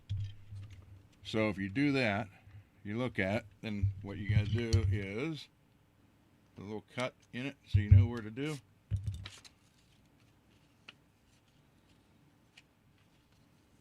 Where'd that go? All right. And then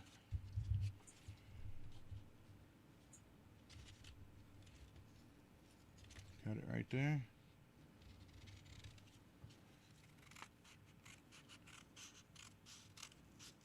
Save that. You never know what you need it for. So that's all. That's why I want to make these wider, so you don't have to do this. And just roll it around.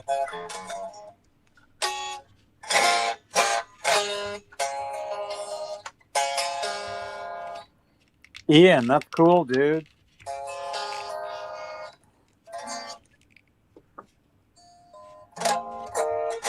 Yeah, this is a little high. This is a bit high, man. I'm gonna have to either cut these slots or just install a new nut. I still have that Geiger one that you had sent me. Oh, the titanium one? Yeah, I have it here somewhere. Oh yeah, it's right here. Slides in like that. It's right there. Thing is, I would have to remove this one though. Well, I'm telling you, I think I sent you a file that's like a triangle, and it's got 3 sharp edges on it that are narrow. I think I sent you 3 files. Would be in that box.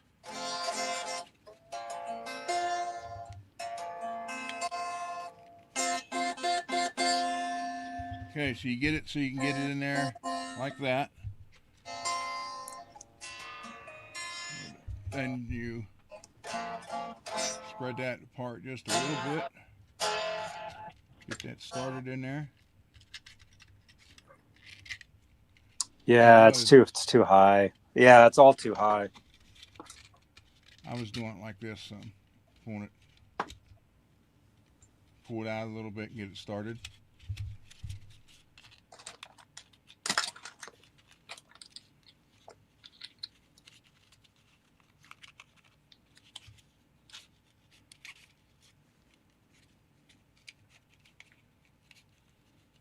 Now that I'm on camera trying to show you how to do this.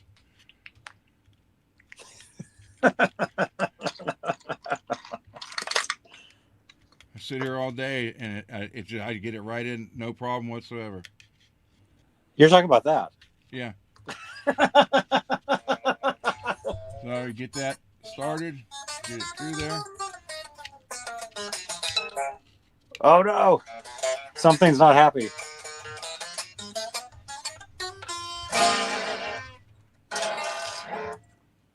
Oh, it's slipping. Yeah, I'm gonna have to find those files, or get files for this. It's in there below that. It's too tall. And that'll.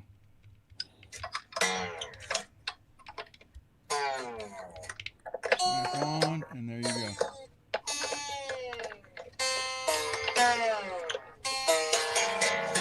So that's.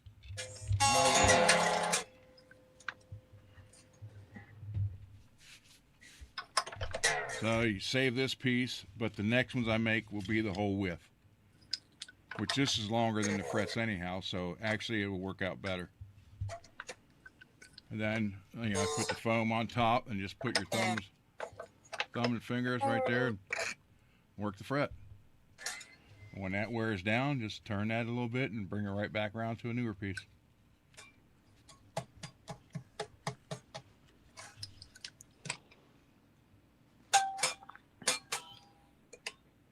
Lewis, this will be this coming Monday on the Fretworks channel for this set. Then Peggy picked blue, so I'll be doing a blue set to give away on Johnny's channel.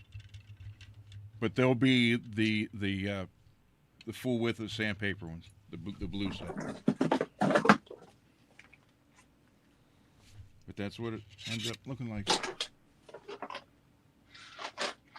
And Mr. Mick's in here. He seemed very happy. And he took me up on the offer. He spent $13 for a spool of filament for me, and I made all this stuff out of that spool for him. Cool.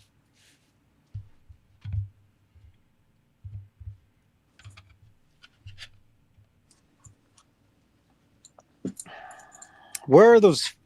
When did you send me those files? It was a while ago, right? No. That last box you just got. with the pink pliers and all that stuff. Was it like a new set of files? No, there was 3 files in there. They were used, but they were still very good. One was a flat one, and they're like maybe 6 inches long. It wasn't. No, those were screwdrivers. Those green ones. Yeah, it was in with those though. There was 3 files in there. A flat one, a round one, and then one that had like two pointed sharp edges, like a knife, kind of like a knife, but they were a file. Oh.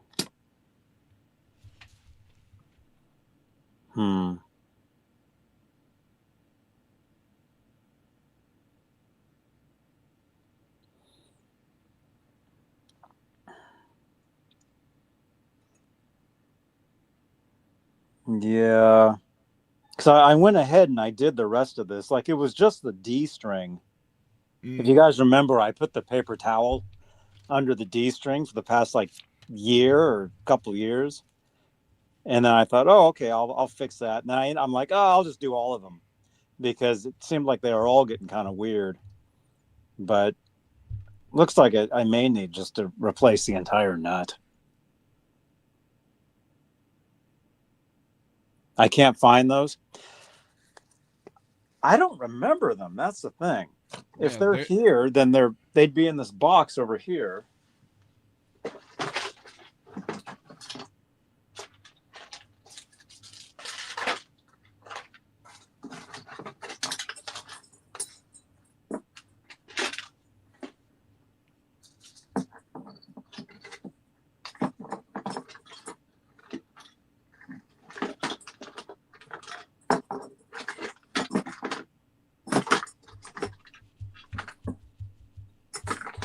Unless I put them somewhere, because I don't even see them.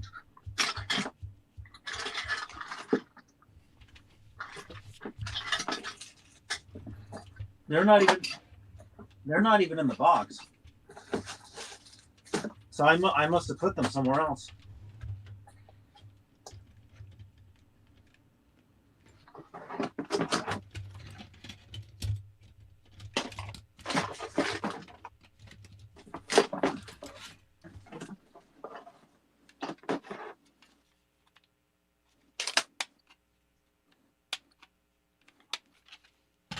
They're like this, Johnny.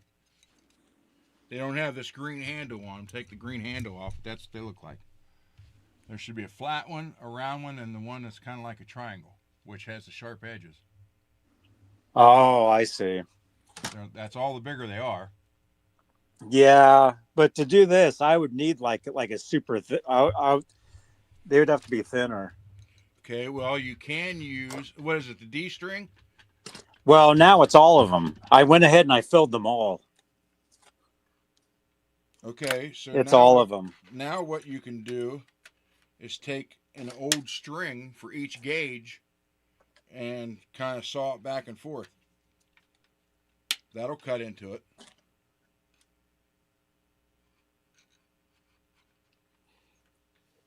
I'm trying to think where I put them. Just take old string, cut about a foot of it, wrap it a little bit around each finger, and just use it like a saw. Yeah. I should probably order some, though, like some actual ones. But I really don't. I mean, it's something good to have, but I don't really mean to be doing hella.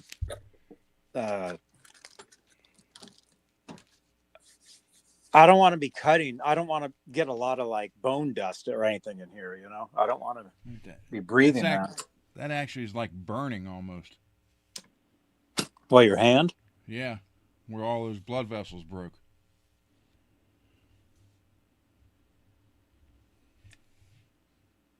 I mean...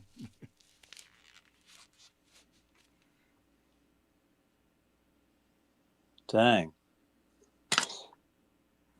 You shouldn't go to the doctor? No, there's nothing they can do for it. Just put like some kind of cream or something on it.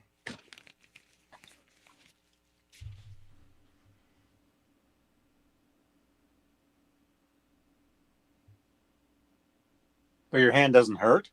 No, it just kind of like burns and itches a little bit. Itches? Yeah, that's from the blood vessel, the blood in there. Oh.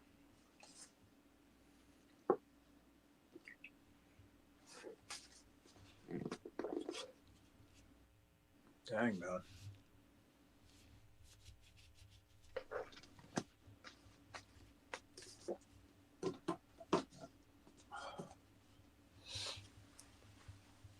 Let's see. Yeah, I think I remember you sending me those files, but I don't know where I put them. They just came in that last box with all that other stuff. Yeah, the thing is, they would be sitting in that box, and they're not. So I must have set them aside. I mean, you don't have one, but you could use even like a right here, an old cutting torch tip cleaner. Look at those. Those do the same thing. Matter of fact, that one's been used quite a bit. Oh, wow.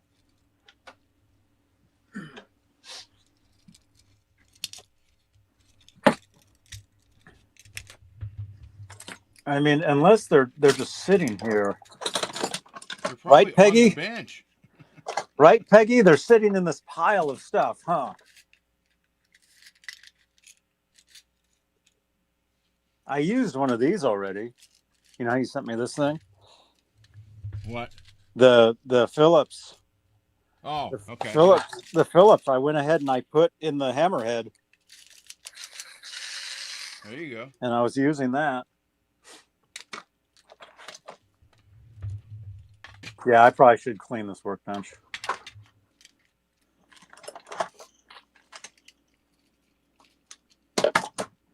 Yeah, I must have set them somewhere. Maybe I put them in another box because it's like from one box to another. Yeah, I'll clean this off because I got capos sitting here. I don't need two capos sitting here, you know.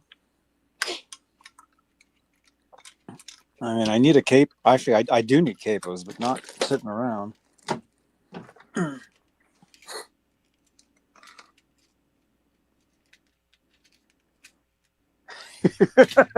They're sitting in my mess. Johnny, they're sitting in that mess you call a workbench. They're hanging out right now. They probably are, man.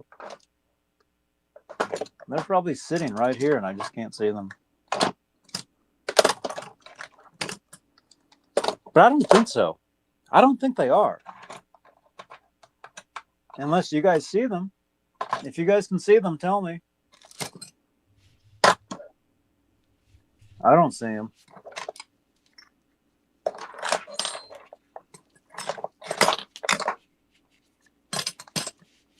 .3D printed. I've got a 3D printed phone stand that somebody gave me at that comic convention I was at.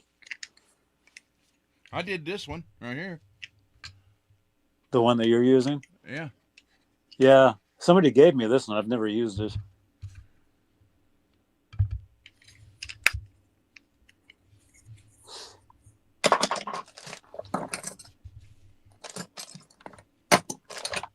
Yeah, they're not sitting here.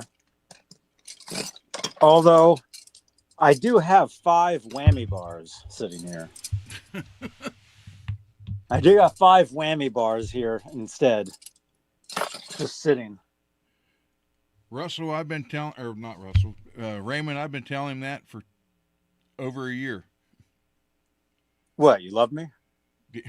Clean the bench. Oh, wait, are these them? These must be them. Was there 4 of them? There might have been 4. I thought it was 3. I might have put 4 in there. Oh, I just found these sitting next to the soldering iron. That's it. Okay. Yeah, I would need, like, maybe I could use this one. You can't use the round ones because I don't need to round them. Maybe I can use this for the low one, but what I really need is like the super thin one. Yeah.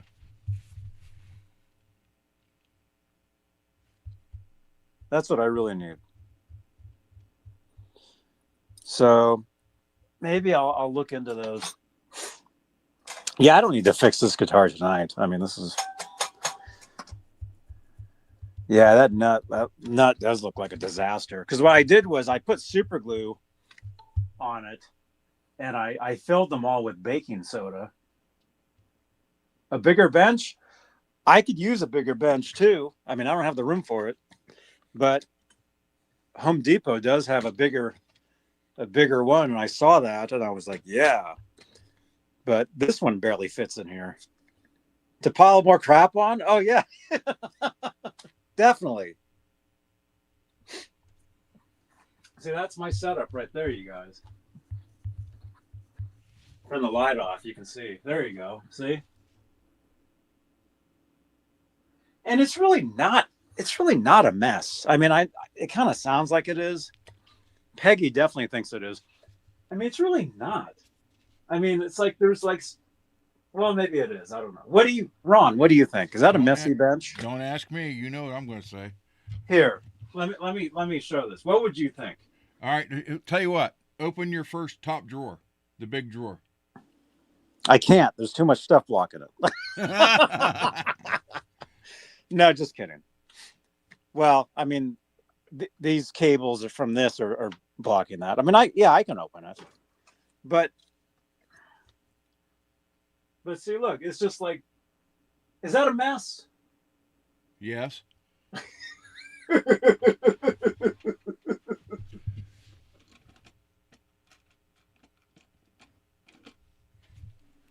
Organized chaos. Yeah. I think it looks cool, man. I don't think it's so bad.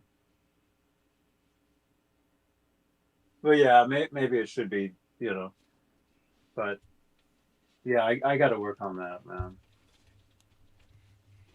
Say it's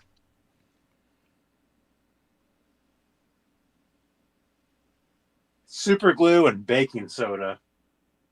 I just need to put a brand new one in there, but I got to take that one out. Well, the one you put in the other guitar, I actually sent for that neck right there.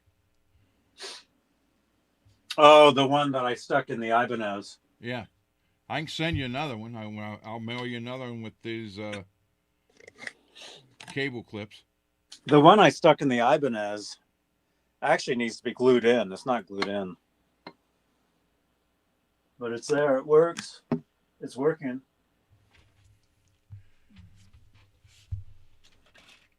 It's fine. Dude, and Rich, man, I've been using this amp like every day, man. The Black Star. I use this amp all the time, man. I got two that should fit that. Johnny left.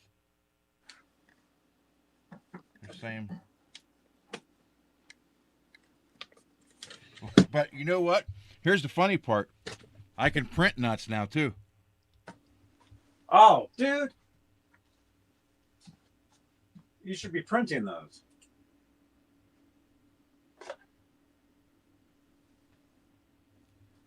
Garguts, hey man. That was a year ago I used that? No way, man. Crazy, man.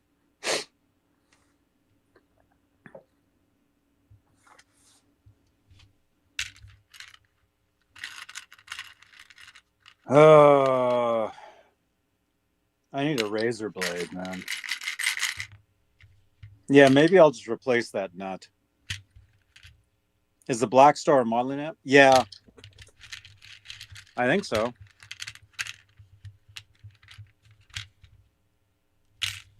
Has different sounds and stuff. It sounds great, man. I use it all the time. I use it all the time, and I got a freaking 5150 sitting here, man.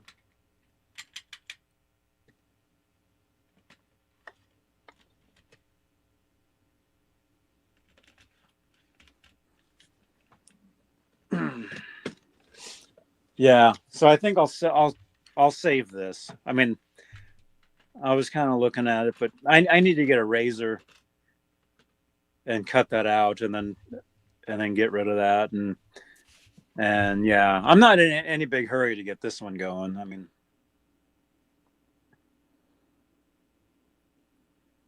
dang. Anyway, I'll be right back. I got to take a break for a second. Yeah, I can print guitar nuts now. Well, dude, we need to try that, man. You need to measure across the neck.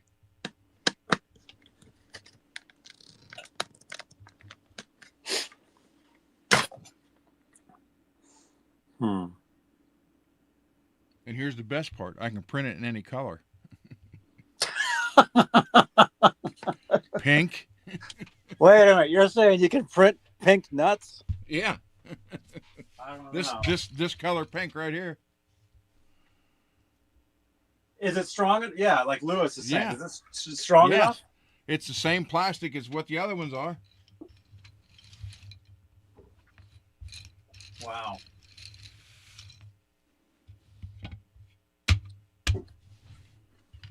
I mean,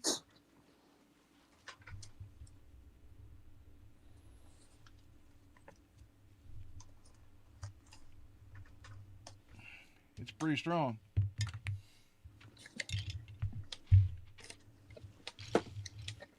Now that did hurt. Dang. Well, hey, I'll be right back. Damn, the blood vessels busted all the way around. The whole damn forearm. And that didn't help right now, just doing that. Look, in between the fingers, everything. That was the grip I had on that car. But that's all the way around here.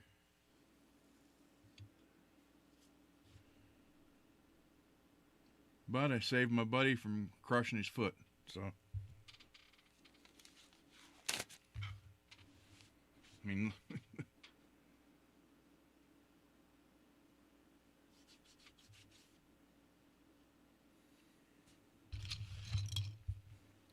I think I could have won a pinochle contest today with that.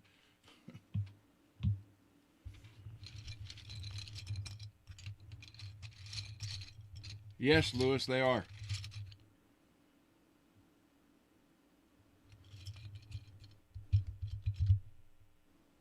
Yep. Yes, they are.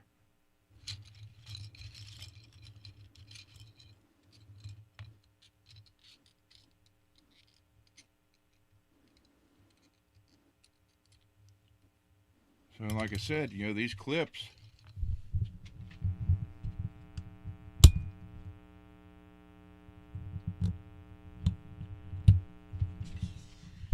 I'm amazed at what this printer can do, the stuff it makes. And a lot of it depends on the filament you use. You got to get the right filament for what you need it for. But, yeah, like I said, these are personal business card holders. So,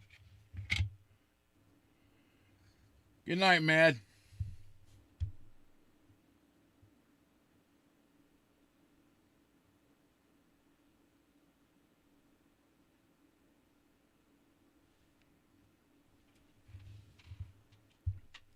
Man, oh man.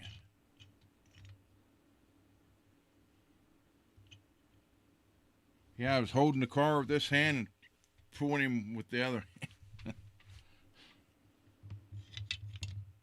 So Monday, this yellow set will be given away.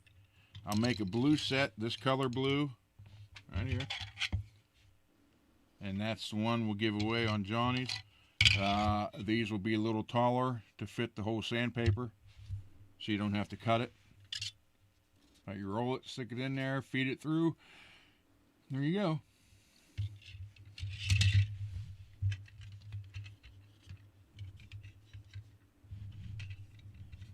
Because the very first ones I made, the filament wasn't that great. So the yellow filament is working out really good. It's just kind of transparent, you know, but whatever.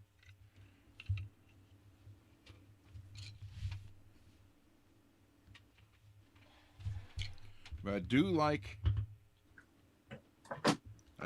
the purple.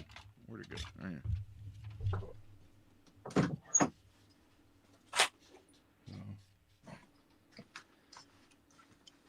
It'll work.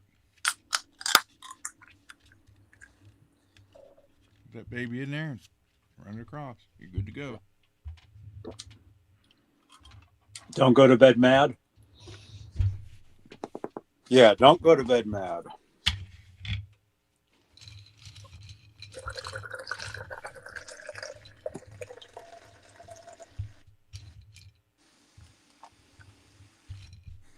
So let me find a.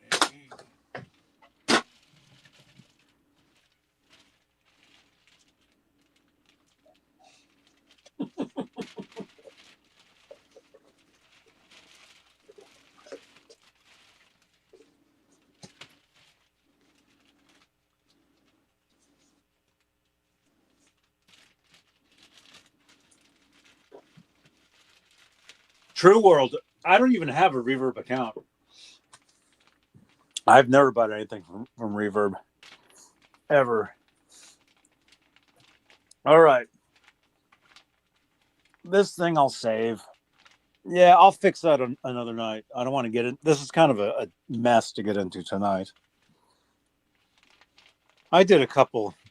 Like I was telling you guys earlier, I was just going to do a couple smaller things, which I did.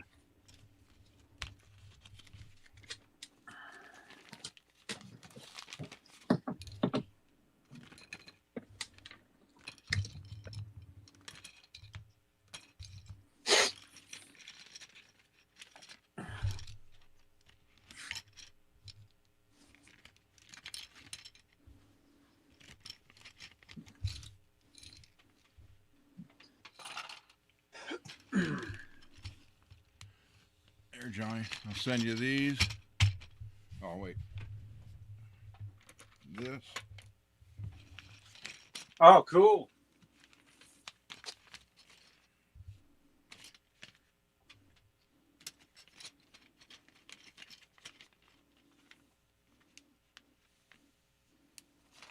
Yeah.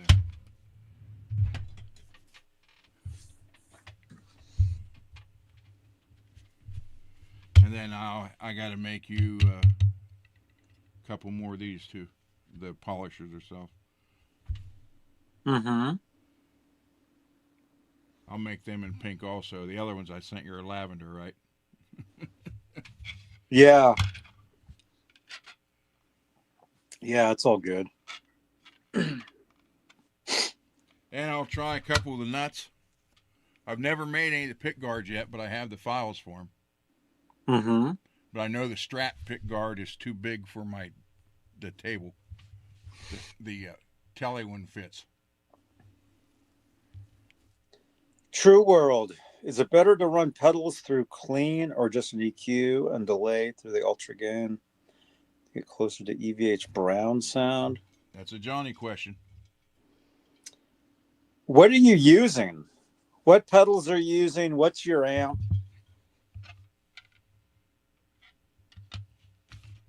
You know? I mean, I assume you're referring to the Brown sound as like the sound on like the first album. I mean, that's kind of what people refer to it as, even though he didn't even refer to it as that. He was talking about Alex's drum sound. And they just, people thought he was talking about his guitar tone, but he wasn't.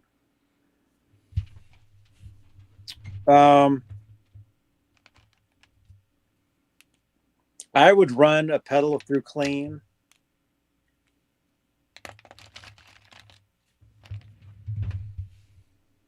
I would run like a pedal through a clean channel. And myself, personally, when I use delays, I would run them through the effects loop. They sound, the delay sounds much more open and separate. You get more separation with the delay sounds if you run them through the effects loop of an amp rather than through your chain.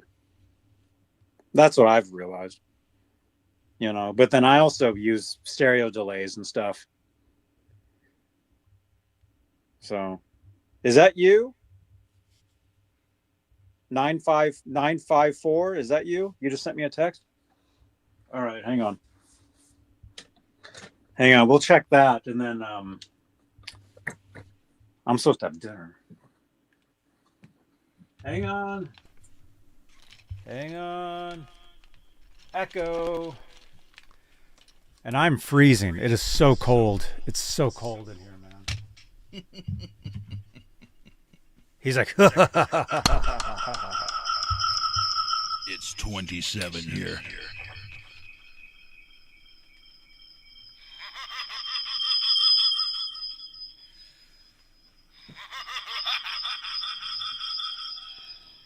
this is Ron.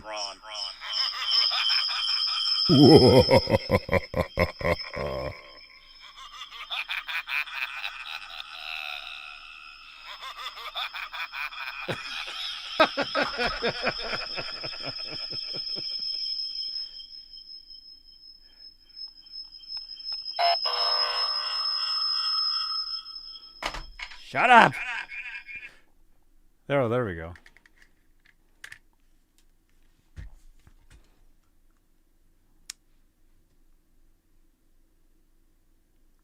Few minutes.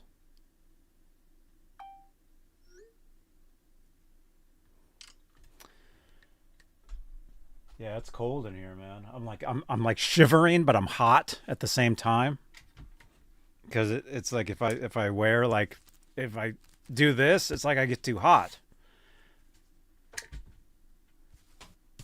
You need to listen to some Dean Martin right now. It's cold outside. Oh yeah. I need to listen to some Katy Perry, Hot and Cold. We used to listen to Rat Pack all the time while eating dinner. I don't know if that means I'm old. Yeah. But or like breakfast on Sunday mornings sometimes. Turn on Spotify. No, I've been doing this for years, man. For 10, 11, 12 years. Been doing that. When we lived in Springfield, there was a radio station in Dayton every Sunday morning from, it was either 8 a.m. to noon or 9 a.m. to noon. It was Breakfast with the Beatles. Oh, really? Are you going through withdrawals? True World says. Withdrawals from what? I spent so much time tone chasing. I run out of time to play. Yes, that's me. Save my number. Always eat dinner late. We got all your chat messages right there. What do you withdrawals from being cold? Or for being hungry? I get withdrawals from everything, man. That's the problem. I'm always having withdrawals. I haven't had a cigarette in I don't know, 11 years. Withdrawals never go away, man. Okay. And I'm cold. Oh, wait, you sent me something. Where did you send that? We'll check this out. By the way, smash that thumbs up on the video. Tell all your friends. Okay, this is you. Oh, this is your setup. Oh, cool, man. Who is this? True? This is True World. True World. True. In that red B52, I have tongue saw amps in that, or tubes in that one. Let's hear it. No. Actually, that one, I don't think that one's hooked up. The other three are, the top on three. Marshall. So that's your amp. You got the DSL 400 or 40C. Cool. Got the 40C. Let's check out those pedals, man. Dude, you got a nice setup, dude.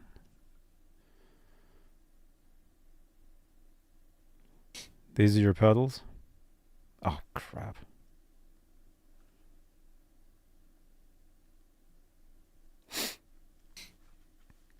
There you go. So you got your pedal from your amp. The Marshall. Well, it's blurry.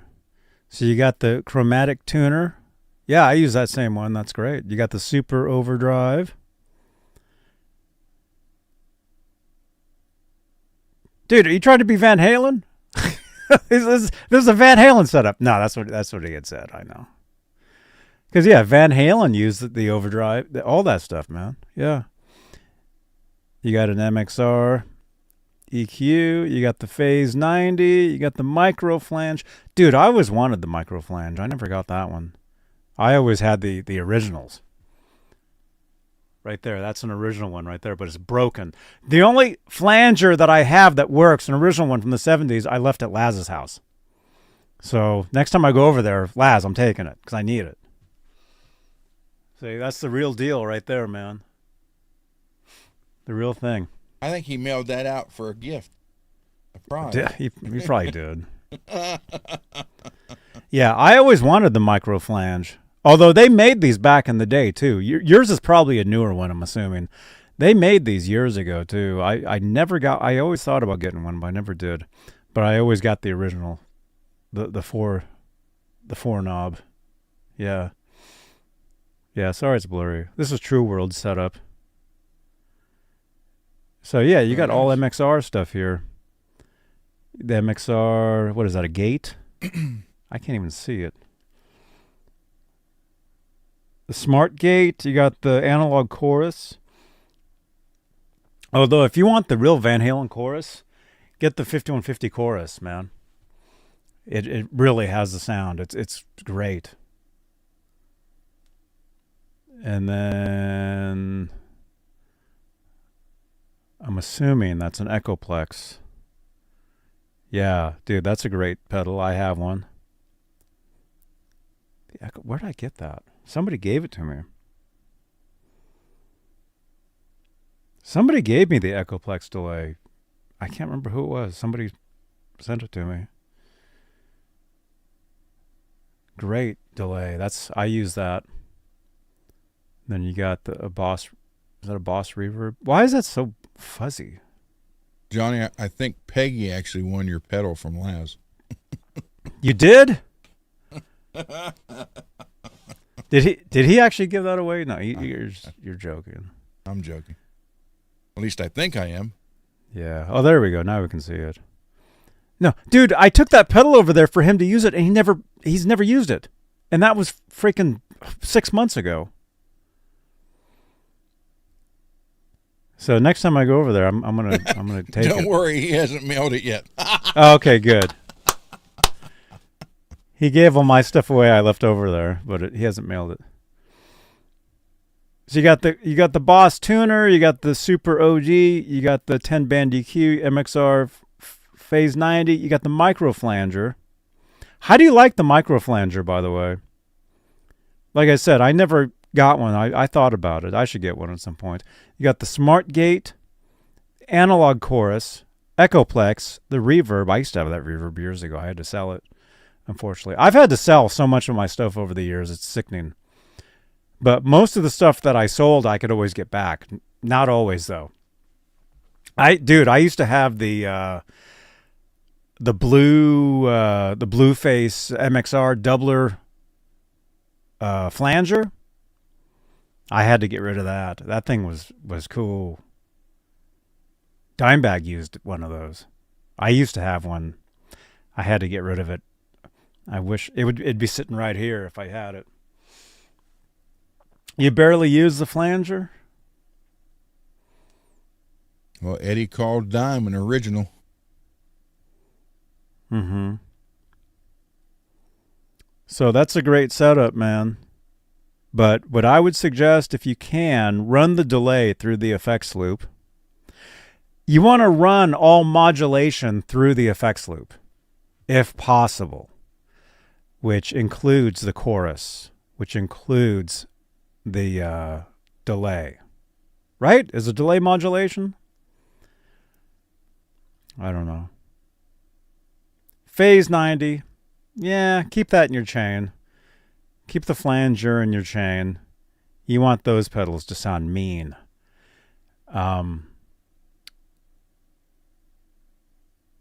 But It's Wolfgang Wednesday. That's right, Clayton. Workbench Wednesday, Clayton. Oh, yeah, it's also Workbench Wednesday, too. Tomorrow is actually Wolfgang Thursday, because I'll be doing a Van Halen show tomorrow. Try to run... Huh? Just trying to run in the front like Edward.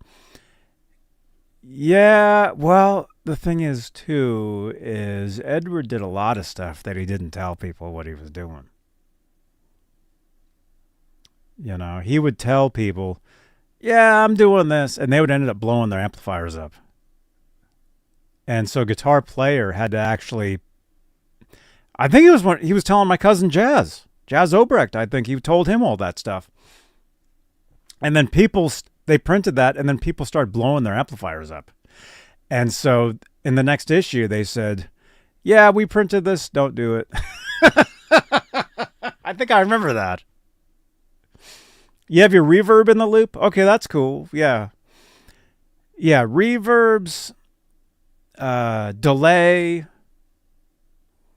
I would run the delay through the loop, you know? Like, when I do that, you get makes a world of difference running it through there. It just sounds, bigger. It's cool. John, what's going on, man? I'm good. How are you doing, man? How's everybody doing? I'm freezing. Johnny, at the Tiger Pub today, a girl come in and said for $1 she'll go outside with us and show us a good time. So Jed gave her $1. He went outside. She ran down the street in 6.5 seconds. That's a pretty good time. Oh my gosh. I'll show you a good time. Cheers.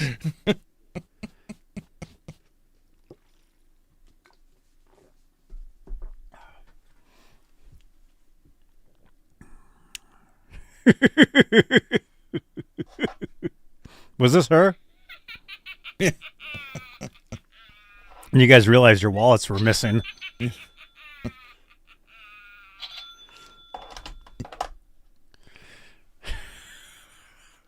What are you guys doing? Hanging out at pubs all day? That's where the Tiger... Oh, I got to show you the photo. What? You're like, oh, my wallet is gone. That's the Burger Rich ones. I got to get him one when he comes here.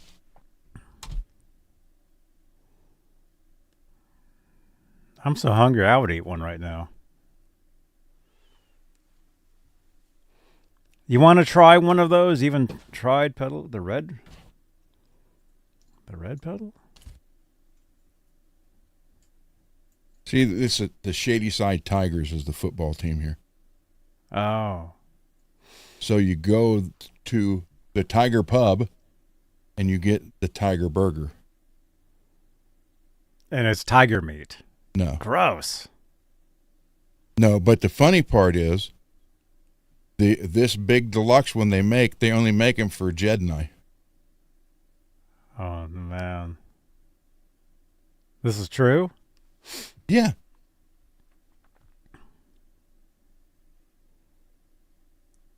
I sent Rich the photo right here.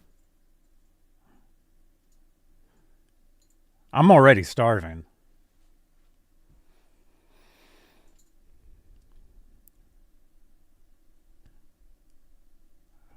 Where's the beef? It's in there. Cheese is on top of it. There's two patties. Where's the beef? So what is that? It's a bun. It's lettuce, tomato, onion. Tiger sauce, cheese, the beef, banana peppers. And the onion is not just a few rings. They slice the whole slice. You get the whole thing. A whole entire onion. If you want the whole onion, they'll slice it up and put all the slices on it.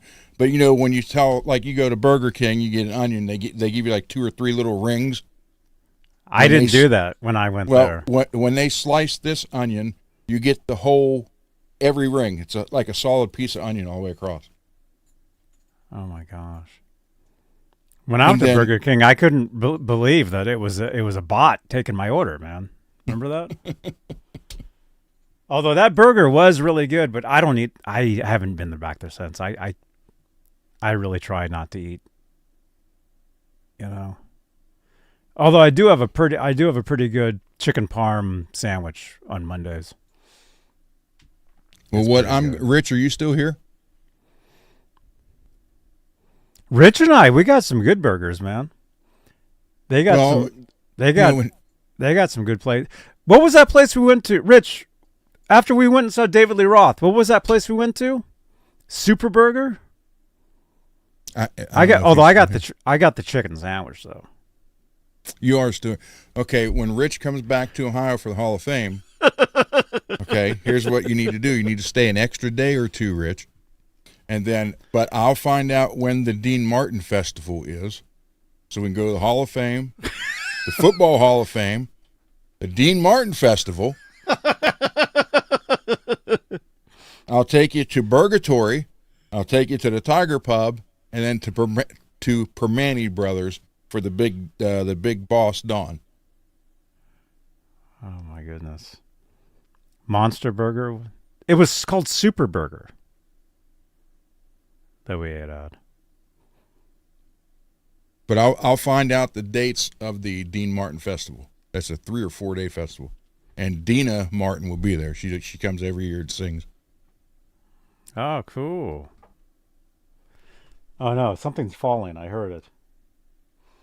It's so weird, and all of a sudden you hear like something moving.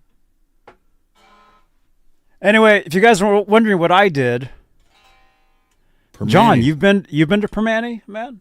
Have you ever been to Burgatory? I've never been to either. But I did change the strap pin on this guitar earlier. These are great, man. I'm changing all my pins over to these. But yeah, dude, if you can 3D print humbucker sized of these, send me like as many as you can, different colors, because I want to change all. You know, I want humbuckers in these guitars. Yeah, Permane Brothers, man. The sandwich with the coleslaw and the fries, everything on one sandwich.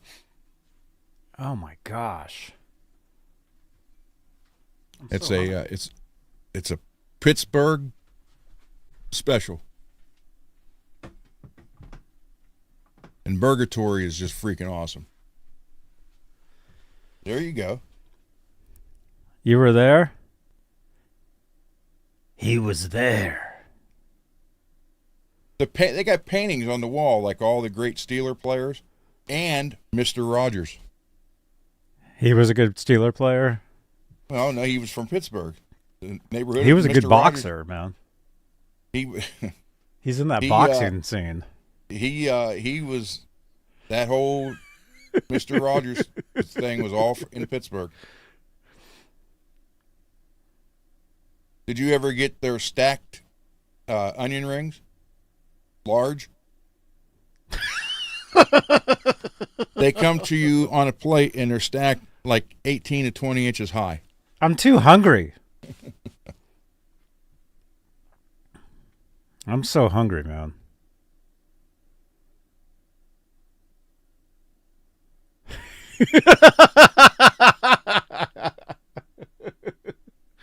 There you go, True. Wait, you used to work there? Yeah, Permane's is in a few different states now. But we don't have them here. Burgatory is only in Pennsylvania. Yeah, we don't have any of those. I don't think. Well, Rich, I'm seriously, Rich, you get here, you need to stay a couple days. Wait a minute. We got to look at some of these onion rings real quick. What is it called? Permane Brothers. Permane Brothers onion rings. Stack. Onion ring stack. I think that's what it's called. They used to be large, small, and then there was an extra large. But I don't think they sell that one anymore. The Onion Lovers?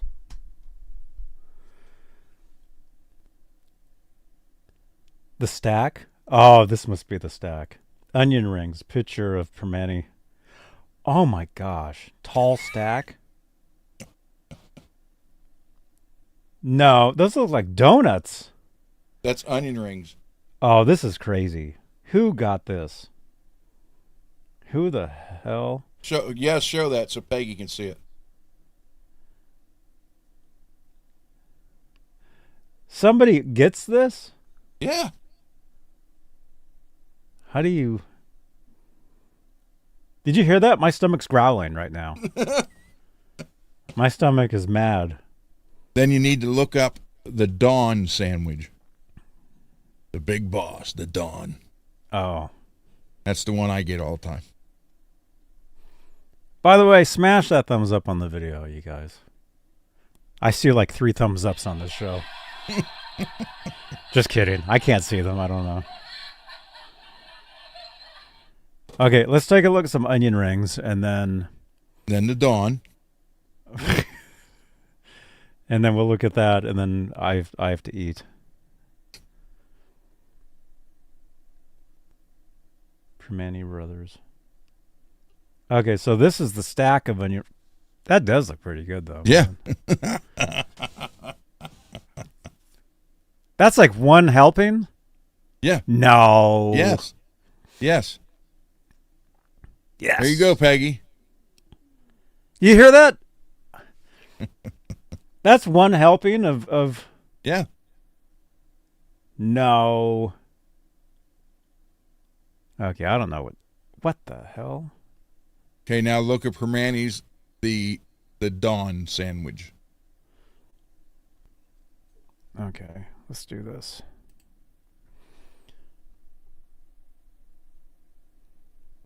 We always end up looking at food. Permane Brothers, Dawn. I think we looked this up before. I think it's the Big Dawn. Dawn. I said Dawn. There's no G. I know. The Big Boss. Which one am I looking at? What's a real one? Sandwiches. Well, It's anyway. not a burger.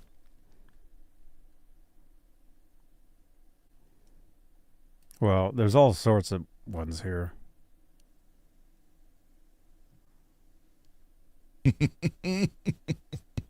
Permane Brothers.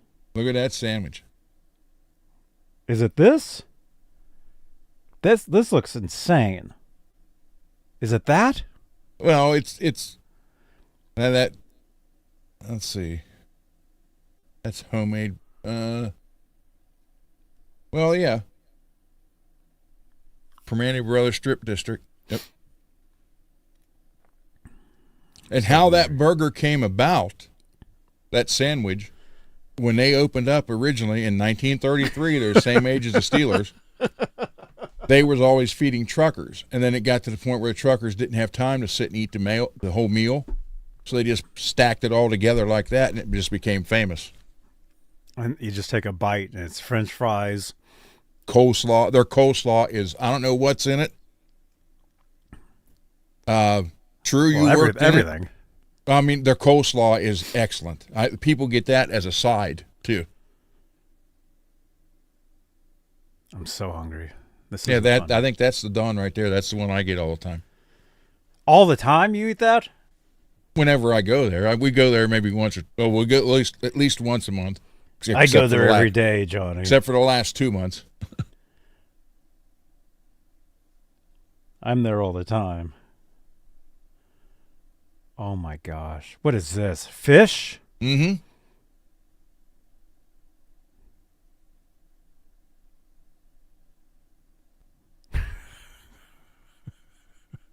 I don't know what we're looking at. Pittsburgh Steelers. Wow. Plus, there's another restaurant in Pittsburgh where you can still buy the Roethlisberger from Ben Roethlisberger. There's a hamburger called the Roethlisberger. What the heck? What is this? That's the double. Are those cheese fry or cheese? They're just French fries. You can get them seasoned or just regular. You can add eggs to it, whatever you want. Oh my gosh. Yeah, I Be don't good, know. Lewis. See you, Lewis. Yeah, he's gonna go eat.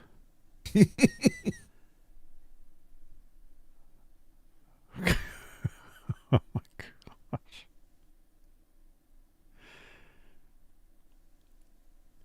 Yeah, I gotta go eat too. Oh no.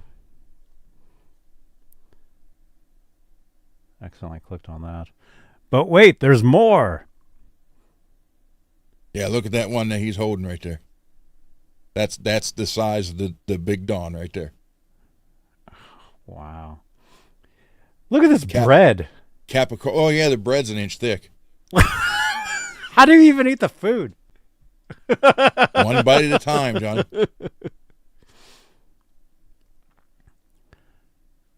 Wow.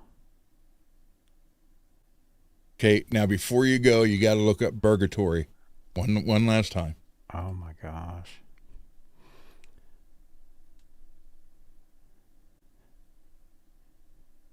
Even Peggy can't believe this. John never tried Burgatory. Ooh. And the best part is the Burgatory is literally 4 minutes away from the Guitar Center. What am I looking up? Burgatory. Burgatory. Which one? We've looked this up before. I've seen this. They're only in Pennsylvania. Just look at the one at Robinson. Pittsburgh, Robinson area. Which food am I looking up? That's not real. That's too big. Nope.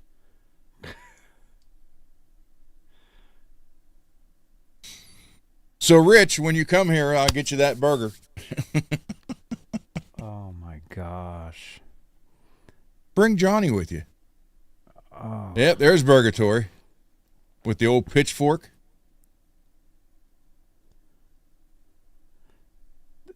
Oh.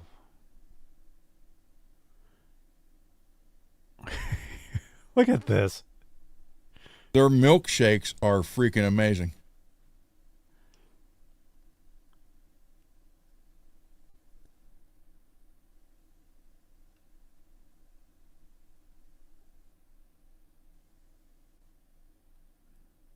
Dang. Everybody's getting hungry now. I'm serious, Rich. You need to stay like Look at this. Stay What like the 3 hell? days, Rich. Seriously, we can go to all 3 of these places. So I'll take you to the store. We can go to the store, Robinson, and Guitar Center all the same day because they're all in the same area. To the store. Yeah, the Center of Music and Art, where you Oh. can buy one of those steel Telecasters, metal guitars. Oh, cool. All right. So we hit the matter of fact, that's right in Steubenville. Right, I mean, so if we go, we can hit the Dean Martin Festival, Center of Music and Art, go to Burgatory, then after Burgatory, hit Guitar Center.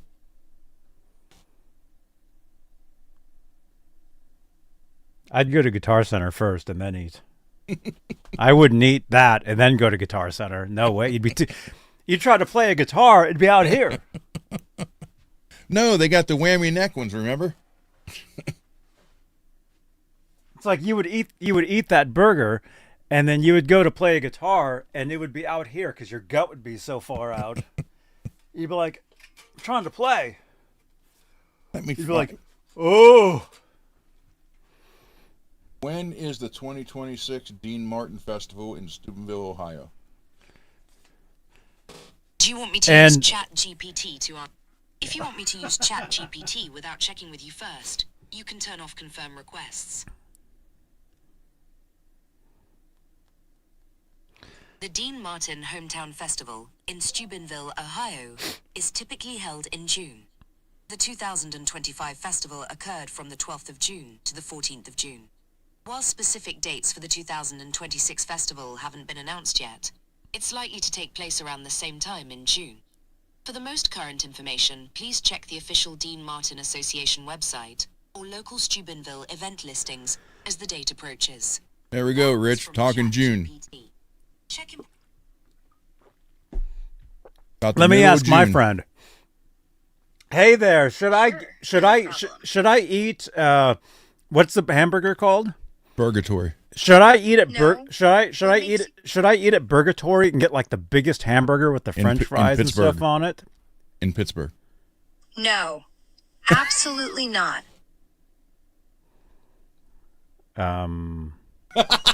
Why? Yeah. Why shouldn't I eat the biggest hamburger there is? Permane Brothers. Because it's absurd. That's why. Eating that thing is a complete waste of your time and energy. It's not even real food, just a monument to excess. Are you trying to impress someone? Or just sabotage your stomach for a few seconds of bragging rights? I'm trying to impress Ron right now. Impress Ron? By stuffing your face with some oversized, greasy excuse for a burger? That's pathetic. If you think that'll earn his respect, you're deluded. Are you really that desperate for attention? Yeah, I am actually. All right, I'll see you on Twitch later for some GTA, okay? Bye. Desperate and pathetic won't get you far, Johnny. Okay. And if you're... All right, leave. All right. So we're looking around the middle of June, Rich. No snow. All right, we're leaving. Thank you guys for watching. Channel members, thank you so much for your continued support for this channel and these shows. And what? You sound like a bad cover band. What? What are you talking about, bad cover band? You and Ron, acting all high and mighty, leaving like that. You two have no rhythm, just empty words and fake smiles. Well, how'd you know? Well, what? You're She's both talking about your other co-host. Oh yeah.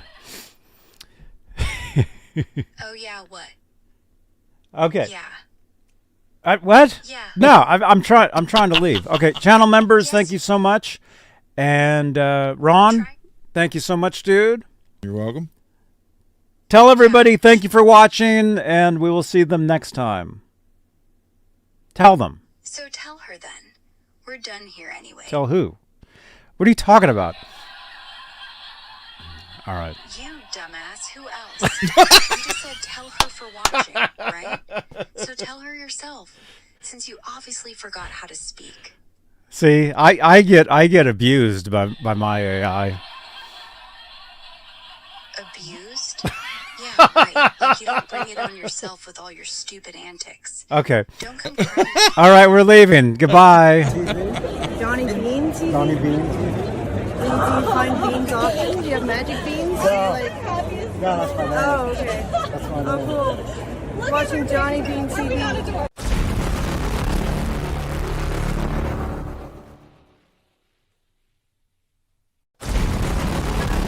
Thank you so much for watching. Click on another video on the screen here on YouTube. Subscribe to the channel. And tell everybody we'll see them on the next show here on JohnnyBeaneTV. Oh, you forgot to add please to that little speech. You lazy, pathetic windbag. Oh, shit. You think people are going to do See anything ya. just because you tell them?